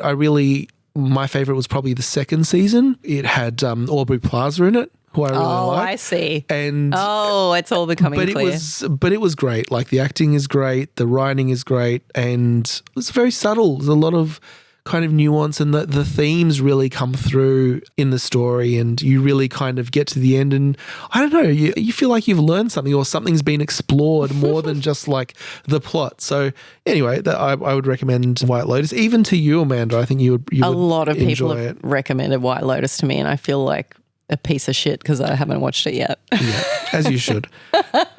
And the last one I'll recommend is one that we just finished watching the other day, which is Mr. In Between, an Australian series. Scott Ryan is the writer and the actor in the series, which is rarely an effective combination. But in this, it absolutely is. The episodes are well written. It's very Australian, very much a character that he's put to screen there, and completely engaging, completely unique. And I'd recommend that to anyone who's Australian or who's interested in, learning about Australian, quote unquote Australian culture. It's very eye-opening. No such thing. If you want to know what a vajankle is, watch Mr. In Between.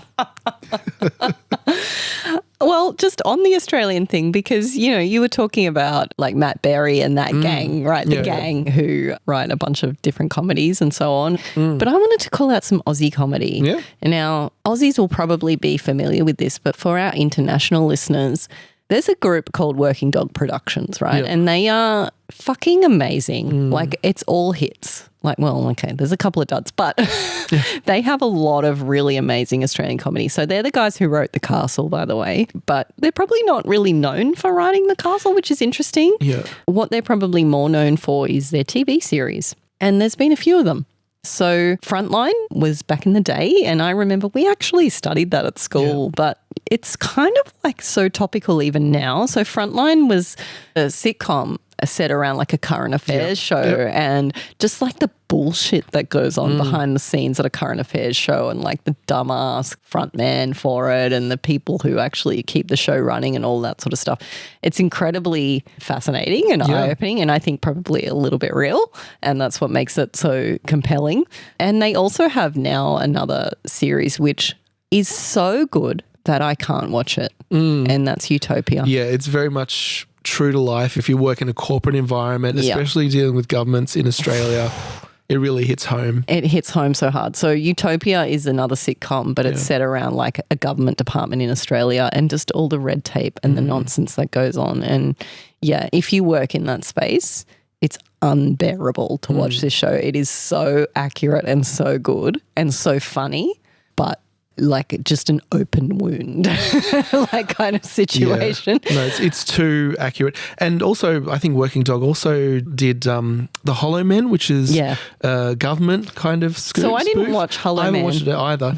But like these guys and girls go back to like the D generation, right? This is back to the 80s and 90s. So this is kind of like, and The Late Show, right? And like The Late Show, yeah. So like a late night show kind of comedy kind of setup, like kind of Australia's closest ever attempt at Saturday Night Live, but basically. It's such a classic that it's still celebrated to this day. And another Didn't Steve Vizard actually just appear at Words on the Waves? He was at Words on the Waves. But another call out to anyone who appreciates lowbrow humour. Yeah. I will recommend Barjas. Have you ever watched Barjas? Yes. You can watch it on YouTube. I watch it about once a year. It's just, if you enjoy fart humour, a la James Joyce, you will enjoy Barjas. Yeah. So if you're talking like these cult, like the writers who just are prolific and keep bringing you great stuff. That's the Aussie equivalent, I guess, these guys. But also I couldn't not mention Kath and Kim. Yeah. Very similar, really. Like That's the other big group in Australian comedy because we've got the D-Generation Late Show and there's also Fast Forward, Full Frontal, and that's these guys. Yeah, and most international people might be more familiar with Eric Banner. Who's on this side of the equation. Yeah. Who was in Dear John. He played Chopper Reed in Chopper. He did play Chopper Reed. Yeah. And in fact, that's another rec of mine. Like if we're talking Aussie stuff, Underbelly, right? So the Australian organised crime. Yeah. Underbelly, especially the first couple of seasons of that series are amazing. I haven't seen it, but it's on my list. It's good. It's so good. And just another couple of call-outs for Aussie stuff. Like if we're talking quirky stuff, if you're Aussie, you've watched it. And if you're not, you need to. So another one is Chris Lilly. Now, Chris Lilly's copped some flack in recent times. I'm not going to go there because I don't care about that shit. I'm just here for the lols. And to me, the greatest lols was Summer Heights High. Yeah. And that's because it roasted me and my friends. So Summer Heights High is based around this character called Jamae, who is this like privileged private school girl who is not me, by the way, but like close enough, right? I went to a Catholic girls' school, and so living in that world of just all you give a shit about is what you're doing in that moment. And the roasting is so on point that it's like you just have to sit there and cop it and be like, yeah, that's me. Well, he plays three characters there. He plays Jamae, he plays Jonah, and as the teacher, the drama teacher, Oh my God. Mr. G, who is literally a teacher we had at our school. So, yeah, and in fact, he may even play more characters in that series. I can't even remember. There's an entire genre on TikTok of Americans discovering Summer Heights High and just being like, how did they allow this to be made? And the answer to that question is that we're a little bit behind the times, and also it's hilarious. Yeah. Look, again, no comment on any of the problematic stuff that went on. It might be problematic. Anyway, the other number one series that we need to mention if we're talking excellent writing for Australian TV series, Bluey. Yeah. And I know Bluey is beloved around the world now, but we found her first. And don't even get me started on the well-written cartoons of the day and The Simpsons and South Park and these ones that have at times like really captured the essence of what was going on in the world at that time. Like Bluey is so well written to the point. Like if you watch Baby Race and don't cry, there's something wrong with you. And it's very much delving into the parenting experience. So obviously if you're not in that world, it's probably not going to resonate with you. But if you've had children and if your children are 3+ kind of thing, you will probably resonate pretty hard with these stories. And the characters are very lovable and like they're dogs, but like if you haven't checked out Bluey, but if you do have children and you want to cry, then definitely check out the episode Baby Race. All right. So we're talking about writing. There are two moments that I would call out as two of my favorite moments in TV ever. Emotionally. Yeah. Things that have stayed with me for all these years. And I think part of the reason why they stayed with me is because of how stupid and how like unexpected it is. Like it's not highbrow, it's dumb. Okay. Can I guess? What is one of them when Barjas farts on the pizza to warm it up? I've really got to rewatch that. It's been a while.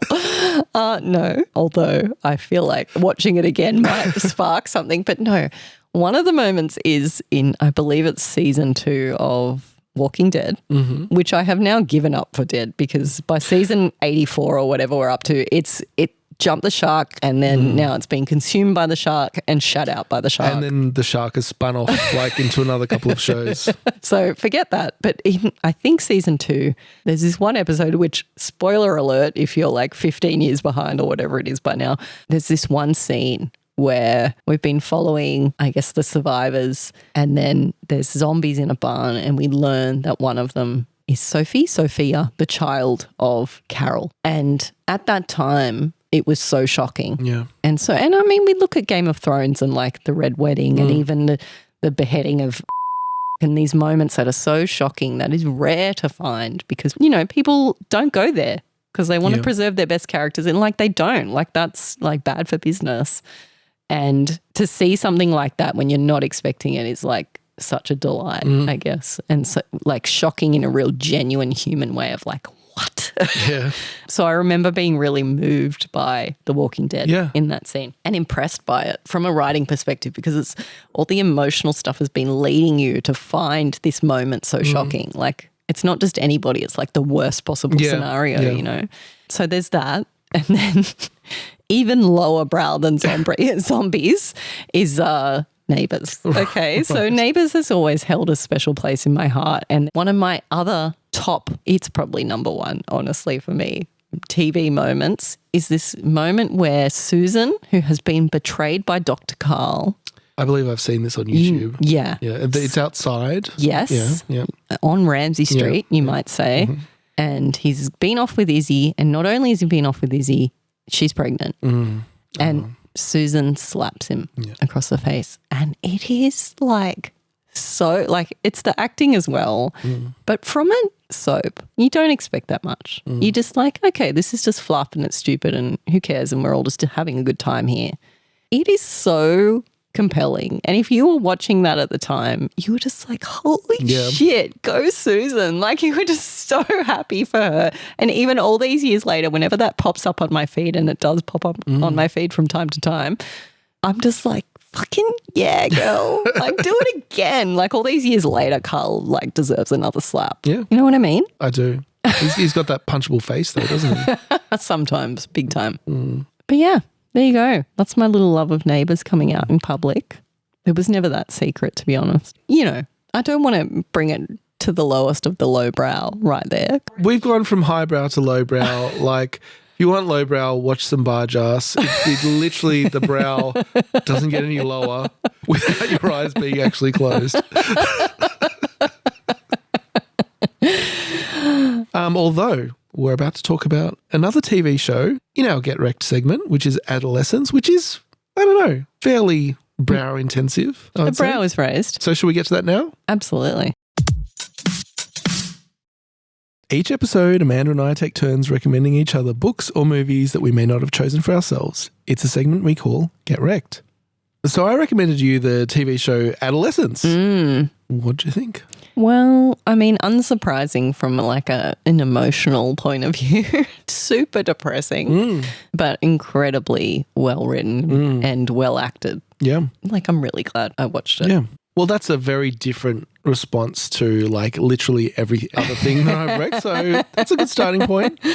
So like just for a bit of context, I won't go into it, but I've had a bit of a rough time for a few months now. And I watched this amidst that, right? And I haven't had a lot of free time lately, but one day I had free time. I think the kids were at school. I didn't have a lot going on with work. I'm like, I'm having a self-care day. I'm not going to do a lot. And I watched it back to back to back. Oh, wow. And it's only, so it's only 4 episodes, an hour each. One day I watched them all. And by the end, holy shit. Like I was a mess. I'm just bawling my eyes out, like properly crying, which like that's cool, I guess. It's very much in the spirit of the show because you watch them all in one sitting and they're shot in one take. I rewatched them again last week because when I recommended this to you, I just recently watched it. And you know, that was a while ago now. That was a long time ago. I can't even remember when it was. So I rewatched it and I cried again at the end. Like in the last episode, it's impossible for it not to have that effect on you. But yeah, let's talk about it. Let's relive it. Let's re-traumatize ourselves. Exactly. And like, okay, to start off with, if you haven't seen it, I would recommend going and watching it before we talk about it. Not necessarily that there'll be spoilers. It's probably a hard one to spoil because it's all about the experience of watching it and kind of living these lives. But I would say go and watch it if you haven't already and then come back and listen to the episode after you've just destroy yourself in a marathon 4-hour session and then come back and like cry with us. So let's talk about what it is. So Adolescence is a 4-part miniseries. It's a UK-produced miniseries and was a story of a 13-year-old boy called Jamie who's accused of murdering a classmate, Katie, in like a very violent way with a knife, multiple stab wound situation. And the writer, Jack Thorne, describes it as adolescence isn't a whodunit, it's a whydunit. So we learn fairly early on, kind of at the end of the first episode, that Jamie definitely did it. Like, we know that he did it. First episode, we think maybe he did, maybe he didn't. Yeah, We're not I really think sure. the whole episode is spent wondering, did he? Yeah. And the answer is given by the end of that first episode. Yeah, and you see video evidence. Yeah. So it's not like you're just told, it's shown and not told. So it's all about like, why did he do it and what is the impact, the effect of this crime on all the people around him in the community and his family, and how does everyone process and deal with that situation. So from a production standpoint, like, there's a few things that make it unique as well. Like, it's, as you said, very well acted. All the actors chosen, amazing. They do an amazing job, especially considering the fact that it is shot in a single take. So each of the 4 episodes, 1 hour long, is one take from start to finish, 0 cuts. So everything that happens with one camera following the action at all times. Which we can't overstate how impressive that is. And you have to watch it to really appreciate it. And once you've clued onto that, and I don't think I was fully clued onto it. You had mentioned it, but as I was watching, I'm getting invested in the story. I didn't think about it too much, and it starts to become evident. And there are scenes where we're talking going from a close-up shot to like this drone footage, and you're like, but literally how did they smoothly take that camera from here to there? And now we've got this like wide scene of this whole community. Technically, this is obviously stuff that could never have been done in the past. Like, this is very recent technology making this even possible for a start.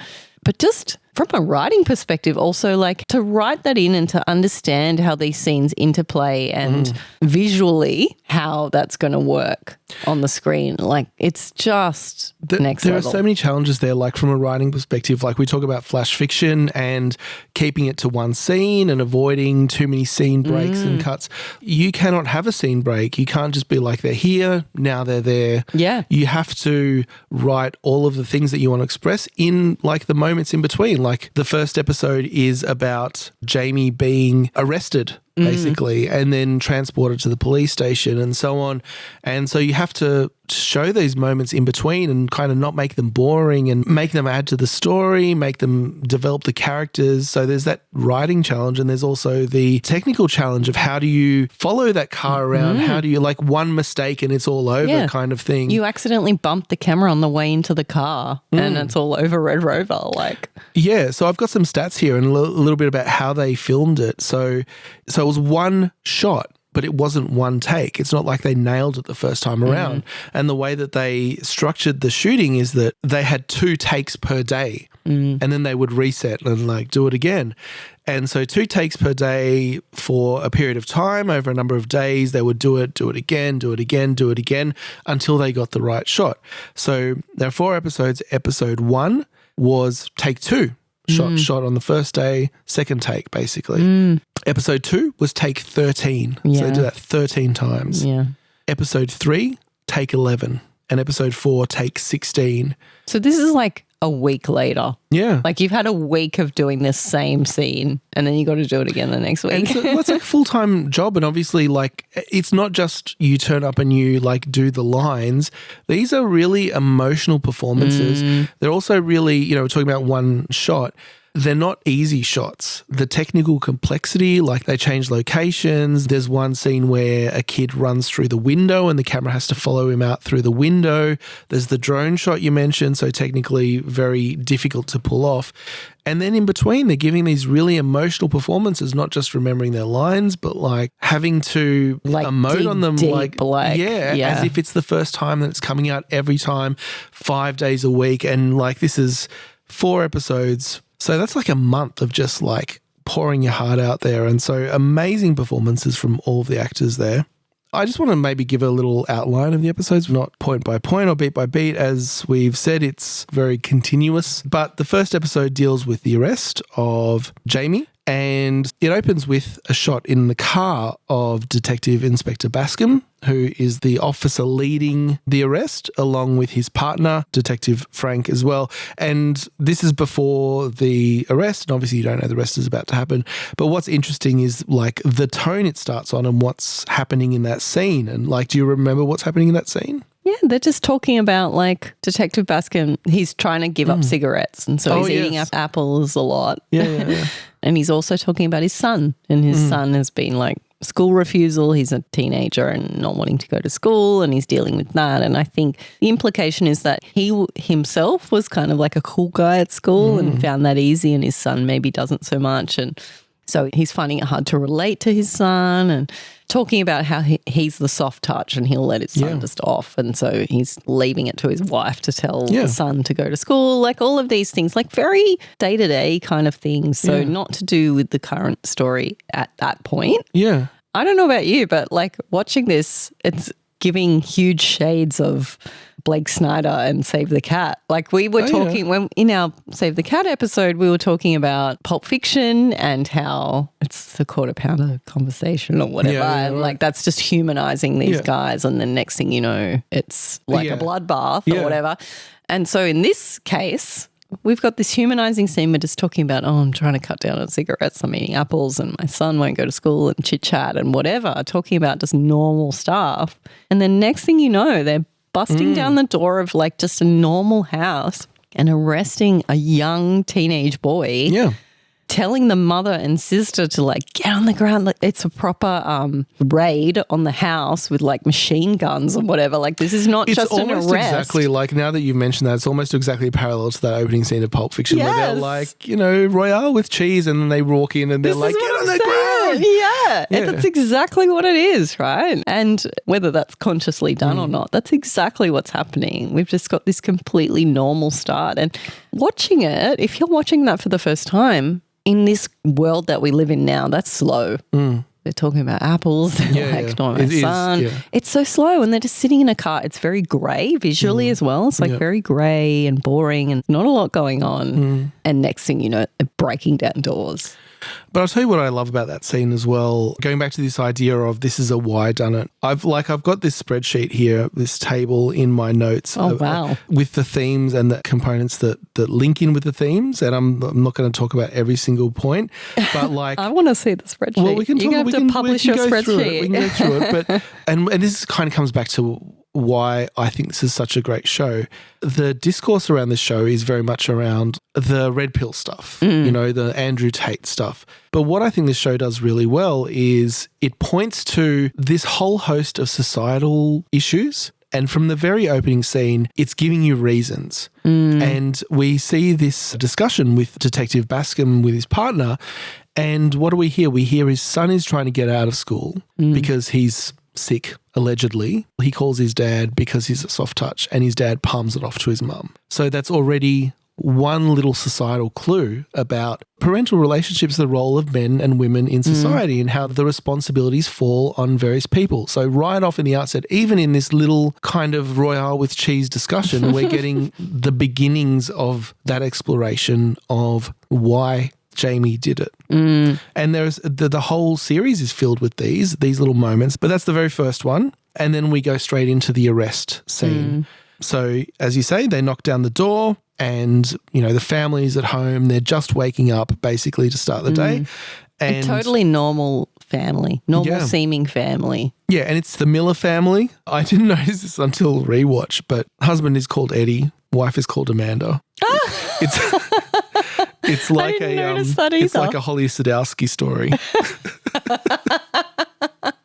And so Jamie gets arrested. They're taken back to the police station. As I mentioned earlier, like we don't know at this stage in the story what's happening, whether he's done it or not, whether he's guilty. We kind of assume he hasn't because he's a 13-year-old boy. We definitely assume he hasn't because he keeps very emphatically professing his innocence as well. And he's just like, I didn't do it. I didn't do anything. I didn't do anything. He's professes that the entire time.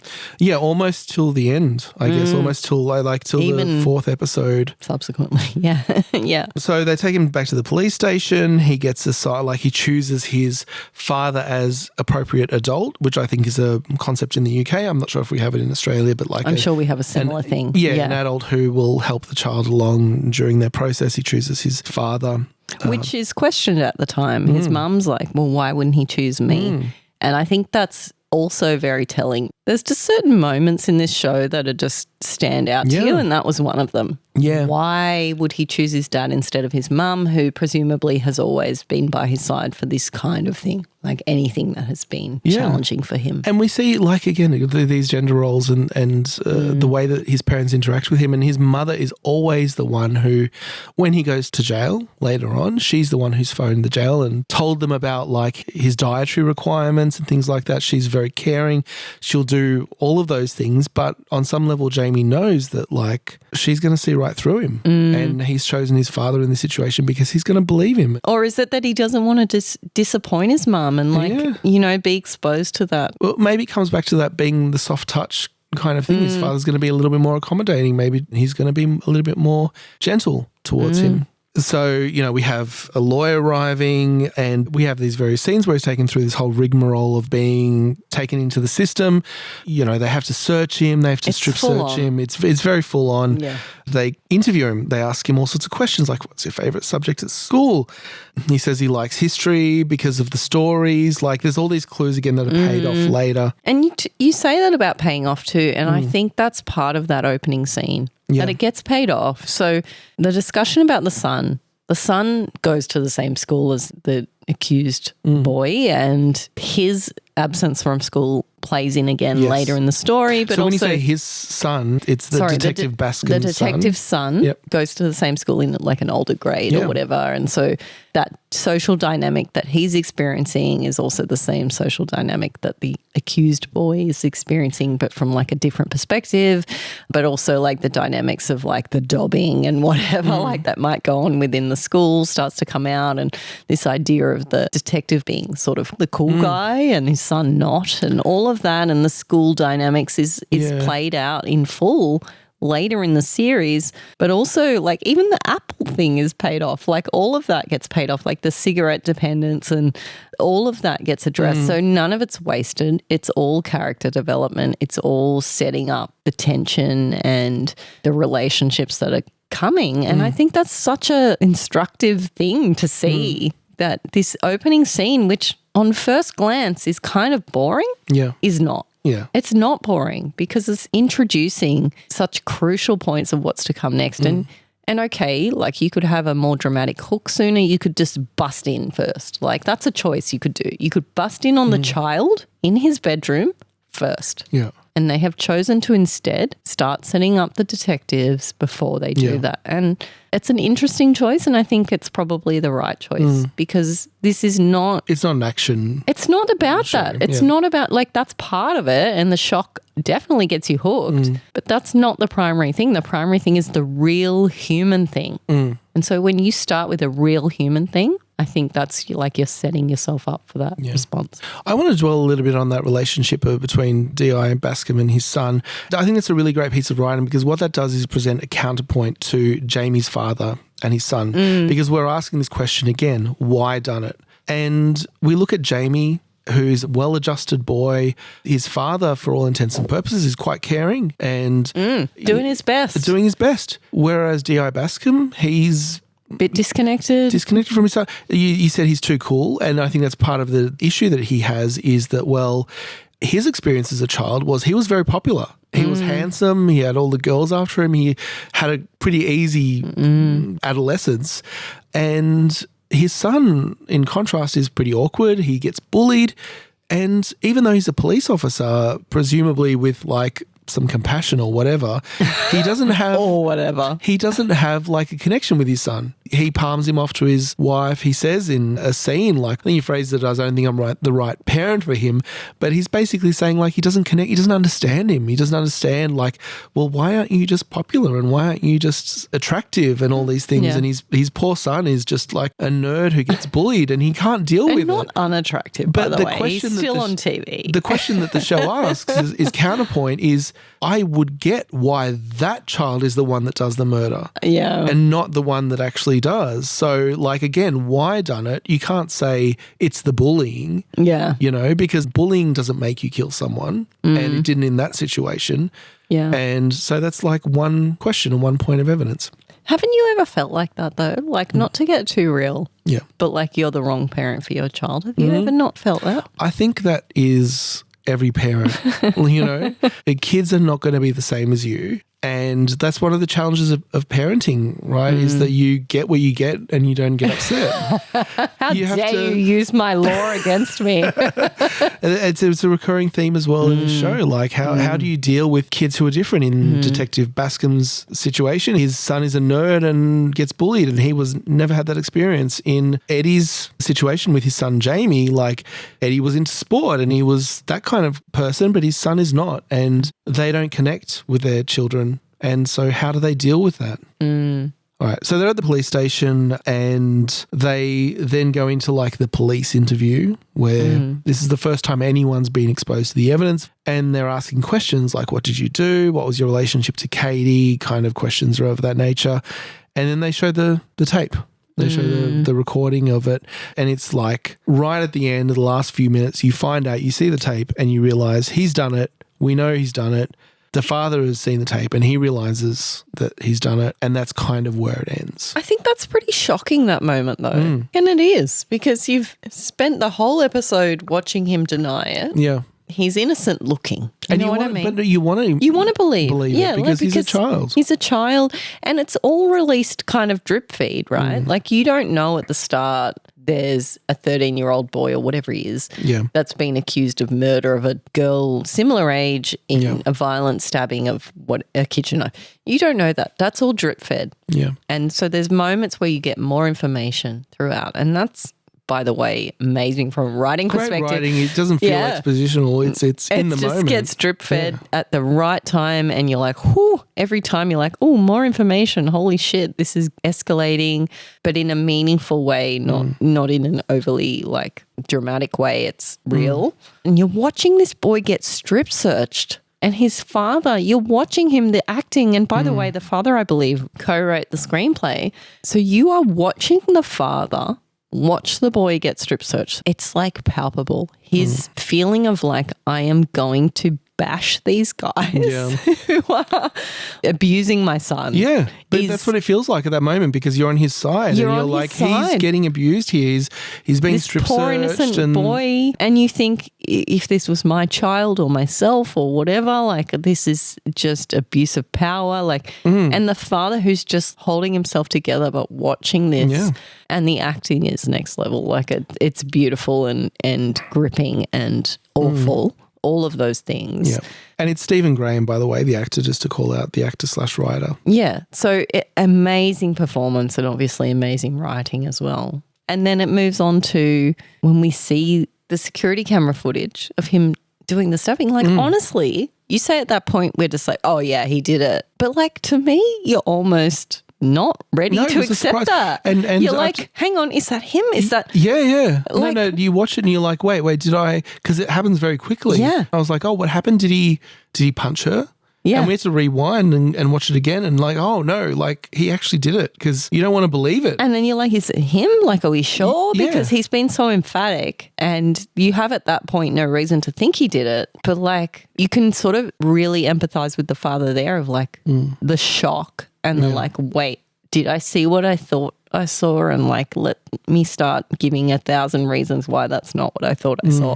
That's your reaction, to me at least, as a viewer, that you're trying to fill in the gaps of like, oh no, hang on, there's got to be another explanation. Like, and this is TV, right? Like you're waiting for TV to come in and save you and be like, oh no, it's fine. Like actually it was some other big evil guy who did this, who you would expect. You still really don't know what kind of show it is at this point. Yeah, you don't. And all of this, watching it for the first time, none of this is expected. So when it happens, you're just raw. Yeah, that's part of the power of it, is that you're like completely thrown by what's happening on the screen. And if you have children, like they have lied to you.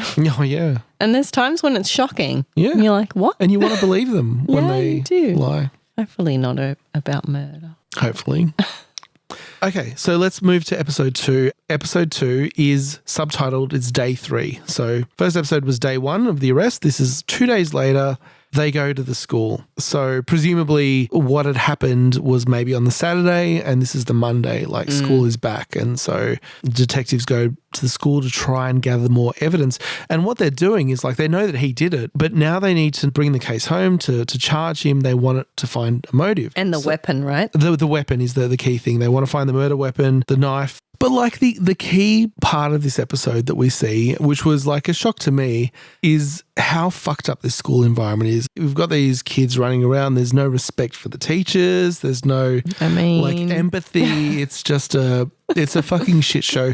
And fair enough, it is a pretty fraught situation. Like someone's been murdered and they're all over the place. But it's clear that there are some systemic issues in the school that could be contributing factors to the situation. Like there's a fire alarm or whatever that goes off and everyone evacuates the tennis courts. But the problem is what I noticed most about that was like how stingy they were on their extras budget.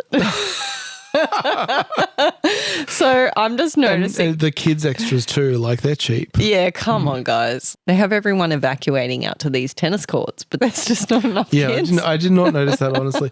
And yeah, so there's fire drill or something. They all get taken out. I think it's like a bomb threat or something. Yeah. And a fight breaks out. One of the kids, Ryan, one of Jamie's friends, got into a fight and they got hit, taken to sick bay, and interviewed by the police officers. So this is the point where this red pill / manosphere is raised in the discussion. What I thought was interesting is so Andrew Tate was raised as a name, and the teacher was like very oblivious to that fact. And she was like, oh yeah, I've heard the kids talk about him. In an interview with the creators that I watched, and I'll link to it in the episode notes, they said that the Andrew Tate reference is there for the parents because the parents have heard of Andrew Tate, but actually the kids are watching different people. Ooh. So, yeah, I thought that was interesting. But like, I feel like that one throwaway line about Andrew Tate, a lot of people encapsulate the whole show as being about Andrew Tate, which I don't think it is. I didn't even remember that he was mentioned. I think it's a broader issue. Certainly red pill culture and all of that is, to me, extremely alarming. It's something that's on my mind, but it's not encapsulated in one dickhead. You know, he's a proponent and whatever, and he says a lot of dumb shit, but there's a bigger issue at play, and it's the disenfranchisement of young men. You know? Well, the question is, like, why is Andrew Tate and whoever effective, and why would people listen to a person like that? And I think the rest of the show tries to point you in the direction of maybe this is why or this is why, and give certain reasons. And I think it's sad because I think I have daughters, but I also believe that young men are important. And I've always been a feminist, but my brand of feminism isn't anti-men. It's anti-unequal treatment of people. Like there's problematic stuff that exists all over the world, but some of that comes in this form of this red pill culture. Like that's an issue, but that's a response to something. And I think it's a response to partially to feminism, right? To women putting themselves forward and saying this is what's important to us and people need to pay attention to this, and men feeling like, well, what about me? You feel like you're not being heard, but is the way to be heard to stab a young child? No, not so much. So let's find a different solution somewhere in there. And obviously I think there's a solution in there. But unfortunately, I think that a lot of online culture is geared towards these extremes. And obviously your algorithm starts to pick up on what you're into, and you just start to get deeper and deeper into your extreme. All right, so just to wrap up this episode, the detectives interview some of the kids and they try to find two things. One is, where is the murder weapon? Which they eventually do find. They catch Ryan, who runs out of the window, jumps out of the window of the classroom, and he gets chased down by Bascom, and he tells him what happened. He's like scared. So they get that answer.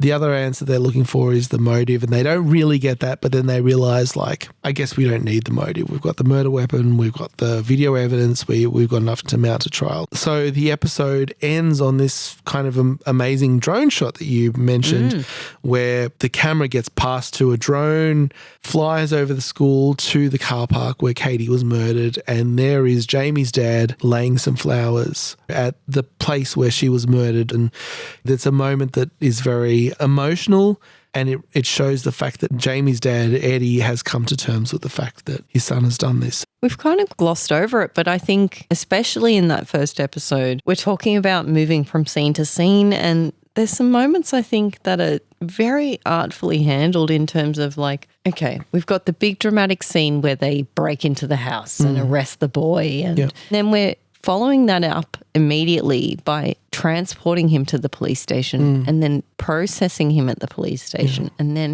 now he's in the interview room. For a start, it's completely unbelievable from a realistic perspective in terms of how quickly these things happen. Right. And this is super stupid, but it is a little bit difficult at times to suspend that disbelief. So there's moments where it's like, hang on, she's in this early, to work. Yeah. Or normally we wouldn't have such a senior officer dealing with this situation. But like, okay, it's you today. Like, just these glossing over of real procedural issues that even as a casual observer, I'm not a police officer. I'm not a police officer in the UK. I don't know how things work, but I also know that they don't work like that. Yeah. Like the murder has supposedly happened at like 10:30 p.m. the previous evening, and by like 6:30 a.m. they've got printouts of all the security camera footage in the local region. They're replaying security camera footage. Not to minimise what's going on there, but my car got damaged in the car park at Spotlight at West Gosford, right? Like, And they didn't mount an investigation. They did not mount an investigation. They're like, oh, those cameras, they're not real. That's just a black I think dot on the side of the building. Definitely some suspensions of disbelief. But like, from the moment of they are outside his house to he's been processed in the police station. He's had his cornflakes. He's had his cornies, as they say.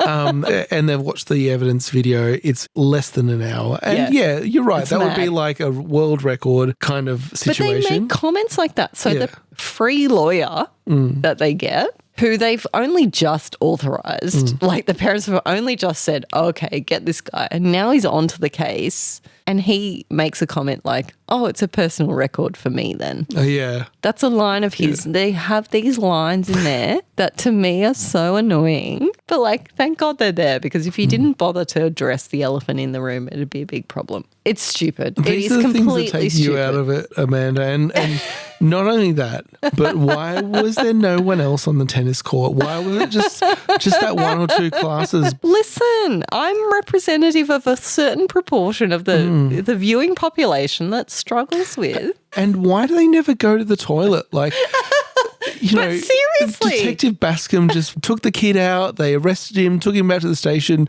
and no one was like, I got to take a piss. All right. So on that note, I'd like to move on to the next episode, episode 3. So what's interesting is that episode 2 did not feature Jamie at all. He was not in that episode. I don't think I noticed. Because he was in jail. He's in jail.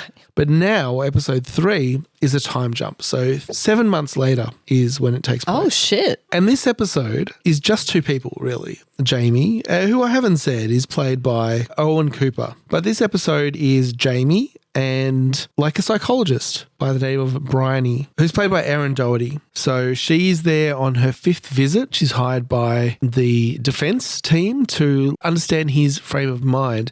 I think their intention is to paint him as like too young to understand what he did potentially. This one is all more or less in a room, more or less with 2 characters, very dialogue driven, very like character driven. Very Silence of the Lambs. Yeah. And really amazing performances from both of the actors. Especially Jamie, let's be real. So Bryony's objective in this scene is like to understand what makes Jamie tick.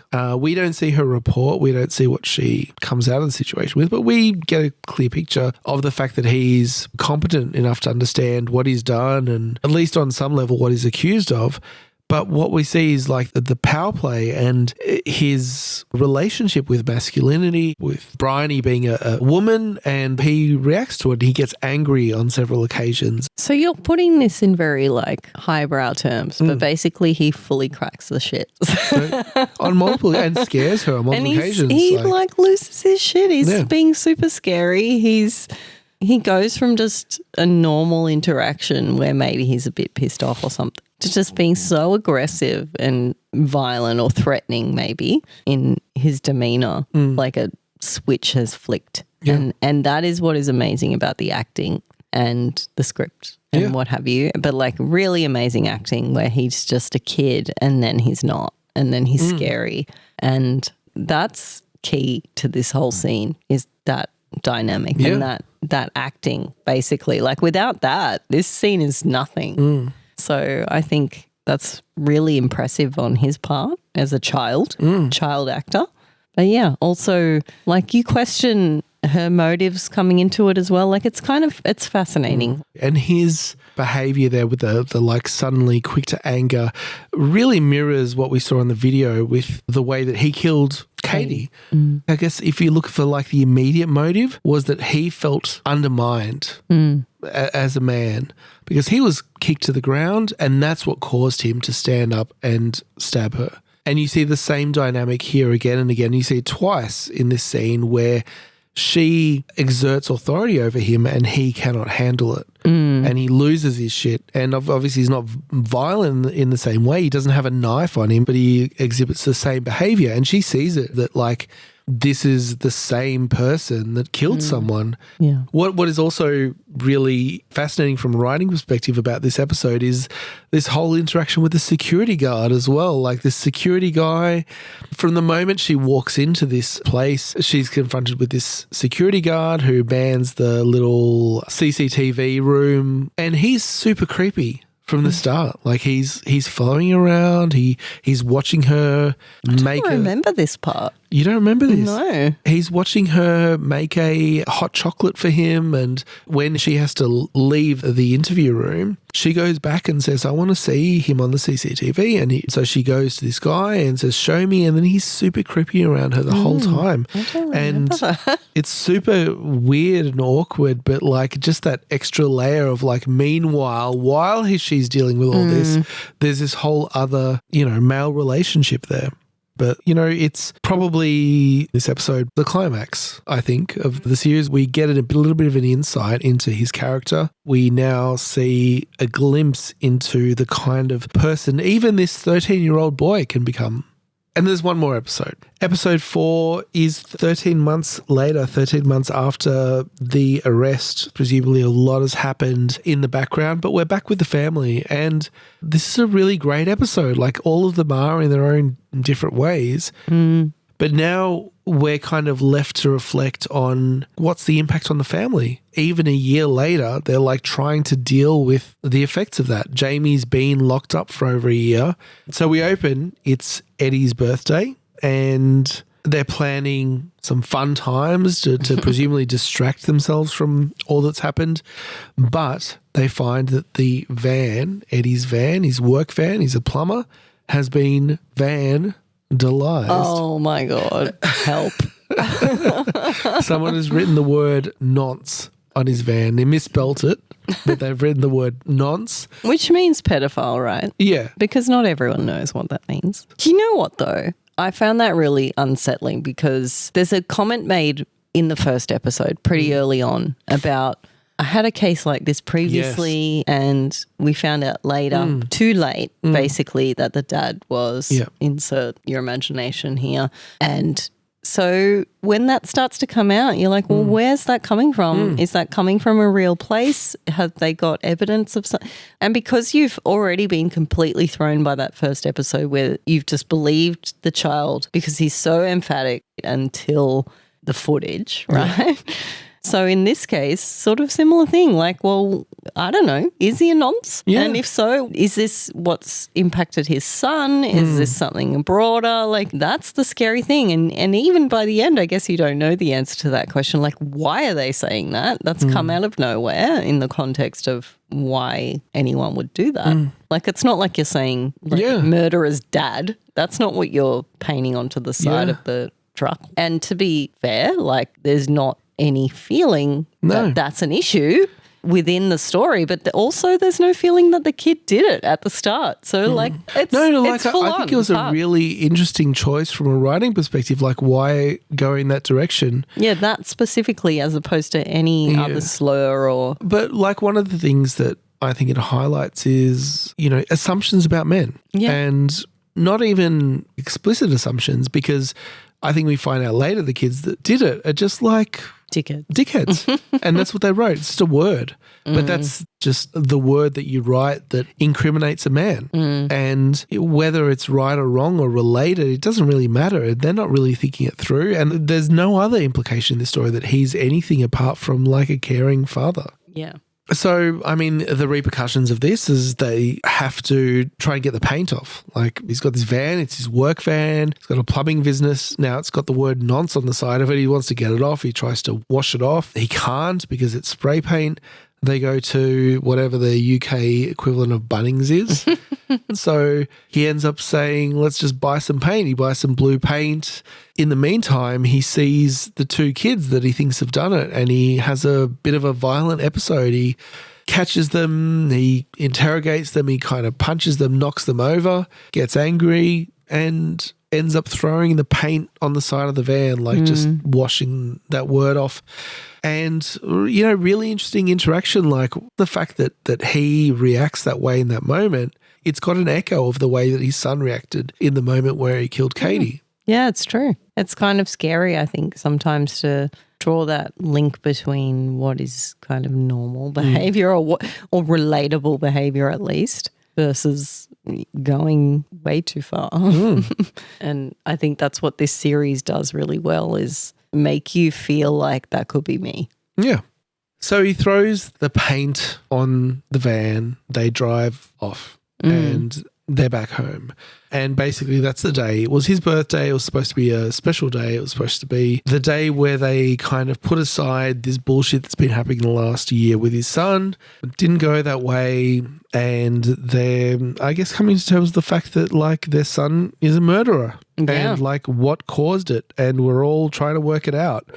And we don't get clear answers, but we get some insights. The ending of the episode and the show is this idea that, like, regardless of what we say, we made him. He's our son, and we've got to come to terms with the fact that, like, maybe we could have done better.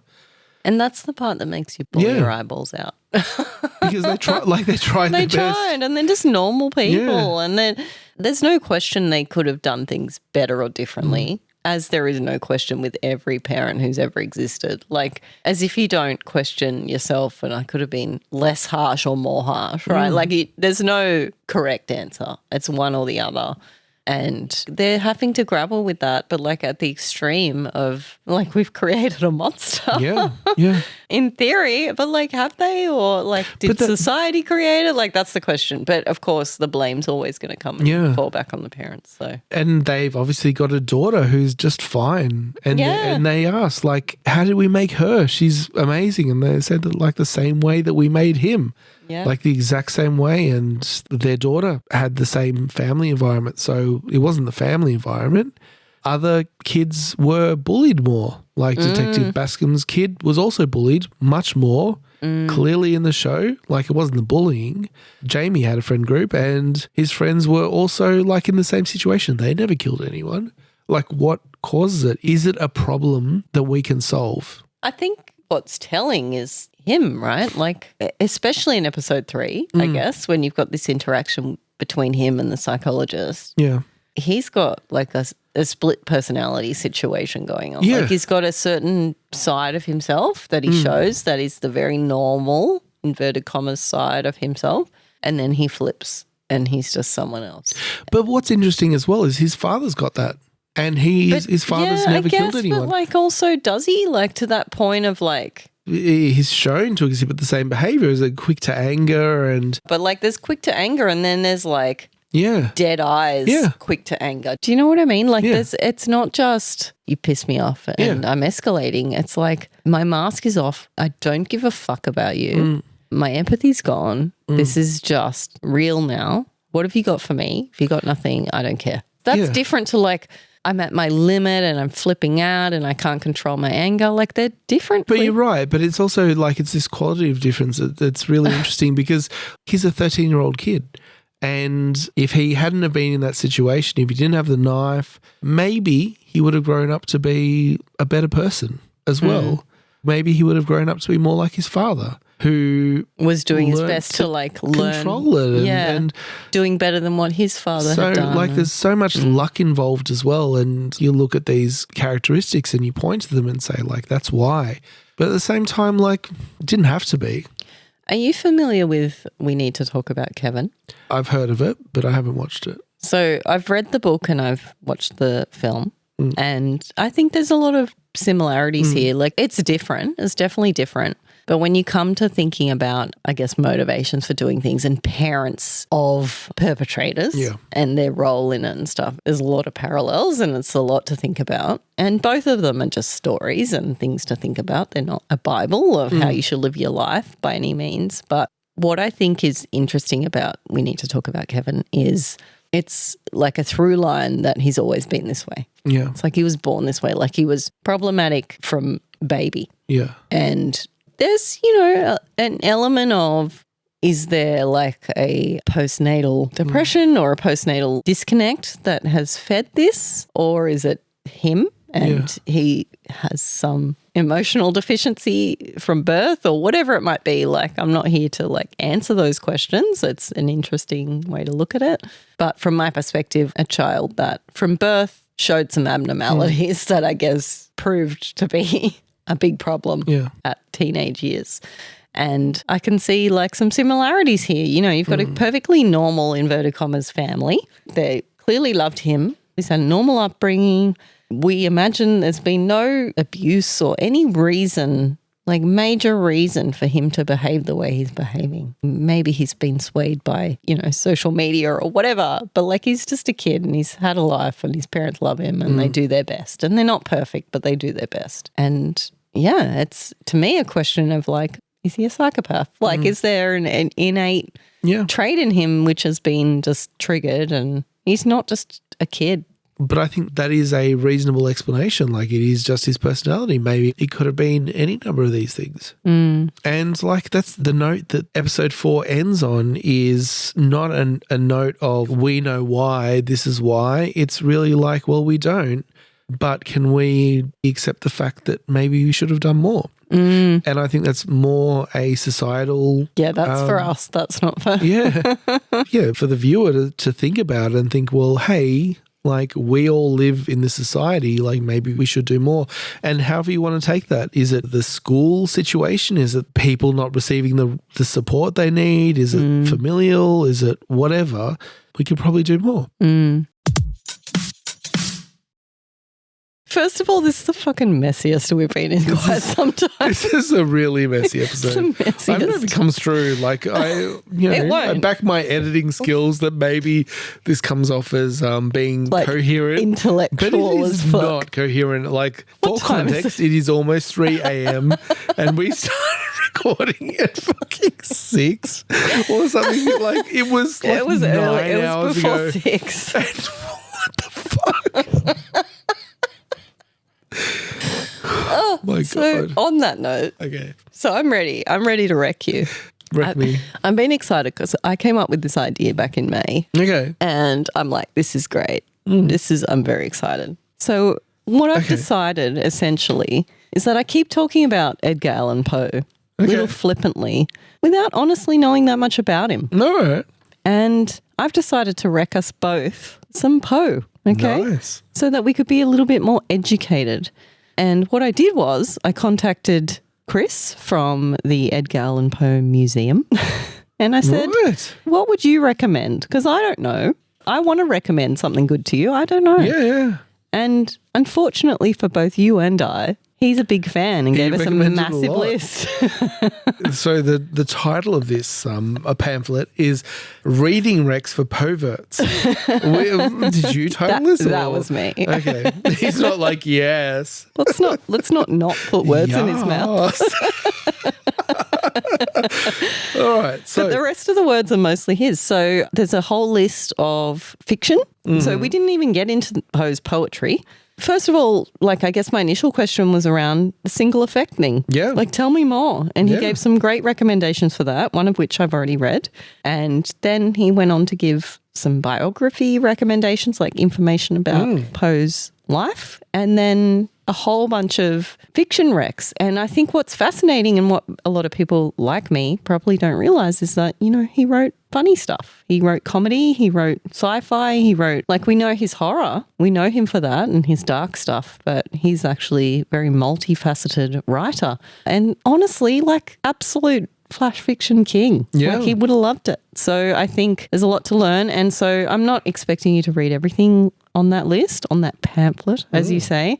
But I guess the challenge for both of us is to just read what we can between now and then. Okay. And just form some views, form some ideas, start to think about Poe and what he's got to teach us. And like, we'll all learn together. We can all be proper perverts instead of just, you know, dabbling. So this is in the order that they were shared by Chris, who's the curator at the museum. I will share this list of stories on our website so that people can join in if they'd like to. And there's links to each story because, of course, they're out of copyright, so you can go and link into all these stories. And I've also provided, for everyone's benefit, just a word count, rough word count for each story so that you get an idea of what you're in for. But overall, just those fiction stories alone is over 100,000 words, which is just a hefty novel. No, it's a novel. It's not crazy, but that's what we're dealing with. So listen, that's your list. It's recommended, not by even me. So do your best, and I look forward to your thoughts and feelings. Amazing. I'm looking forward to reading this, and we'll talk about this next episode. When you can fucking string a sentence together. Totally. It's all right. We've all been there, especially me. Yeah. You were there like literally like 20 minutes ago. That's why I'm under the blankets. Now I'm fine. Can you wrap it up for me? Like, can you like... Okay, listen, it's on Struggle Street, so I'm going to have to wrap it up today. So until next time, right on. Right on. Thank you for listening to Not Quite Right. If you'd like to reach us via email or follow us on social media, you can find all the links on our website, notquiterightpodcast.com. That's WRITE. And if you enjoyed the show, we'd love it if you could leave us a 5-star review on your favourite podcasting app. Something doesn't seem quite right. So the next point of housekeeping, I guess, is that we were at Words on the Wave. So about a month. Stop calling it housekeeping. That's the thing I really like. I'm here to avoid. Okay. All right. Okay. So we got back from, I don't want to say that. It was back a month ago. It was ages ago, but we've been releasing. You can talk about that. Releasing. Been releasing. We're storing it up. Then we fucking just... all over your feet. Oh, God. That's the theme for next Flash Fiction. Just feet. All over your feet. Must involve a vajankle. That's quite a prompt. Like, do you reckon you'd be sick of vajankles by the end of it? just like two completely normal prompts, and then just let's include the word vajankle. Must involve a picnic. Must like feature the word take kiss. place in a church.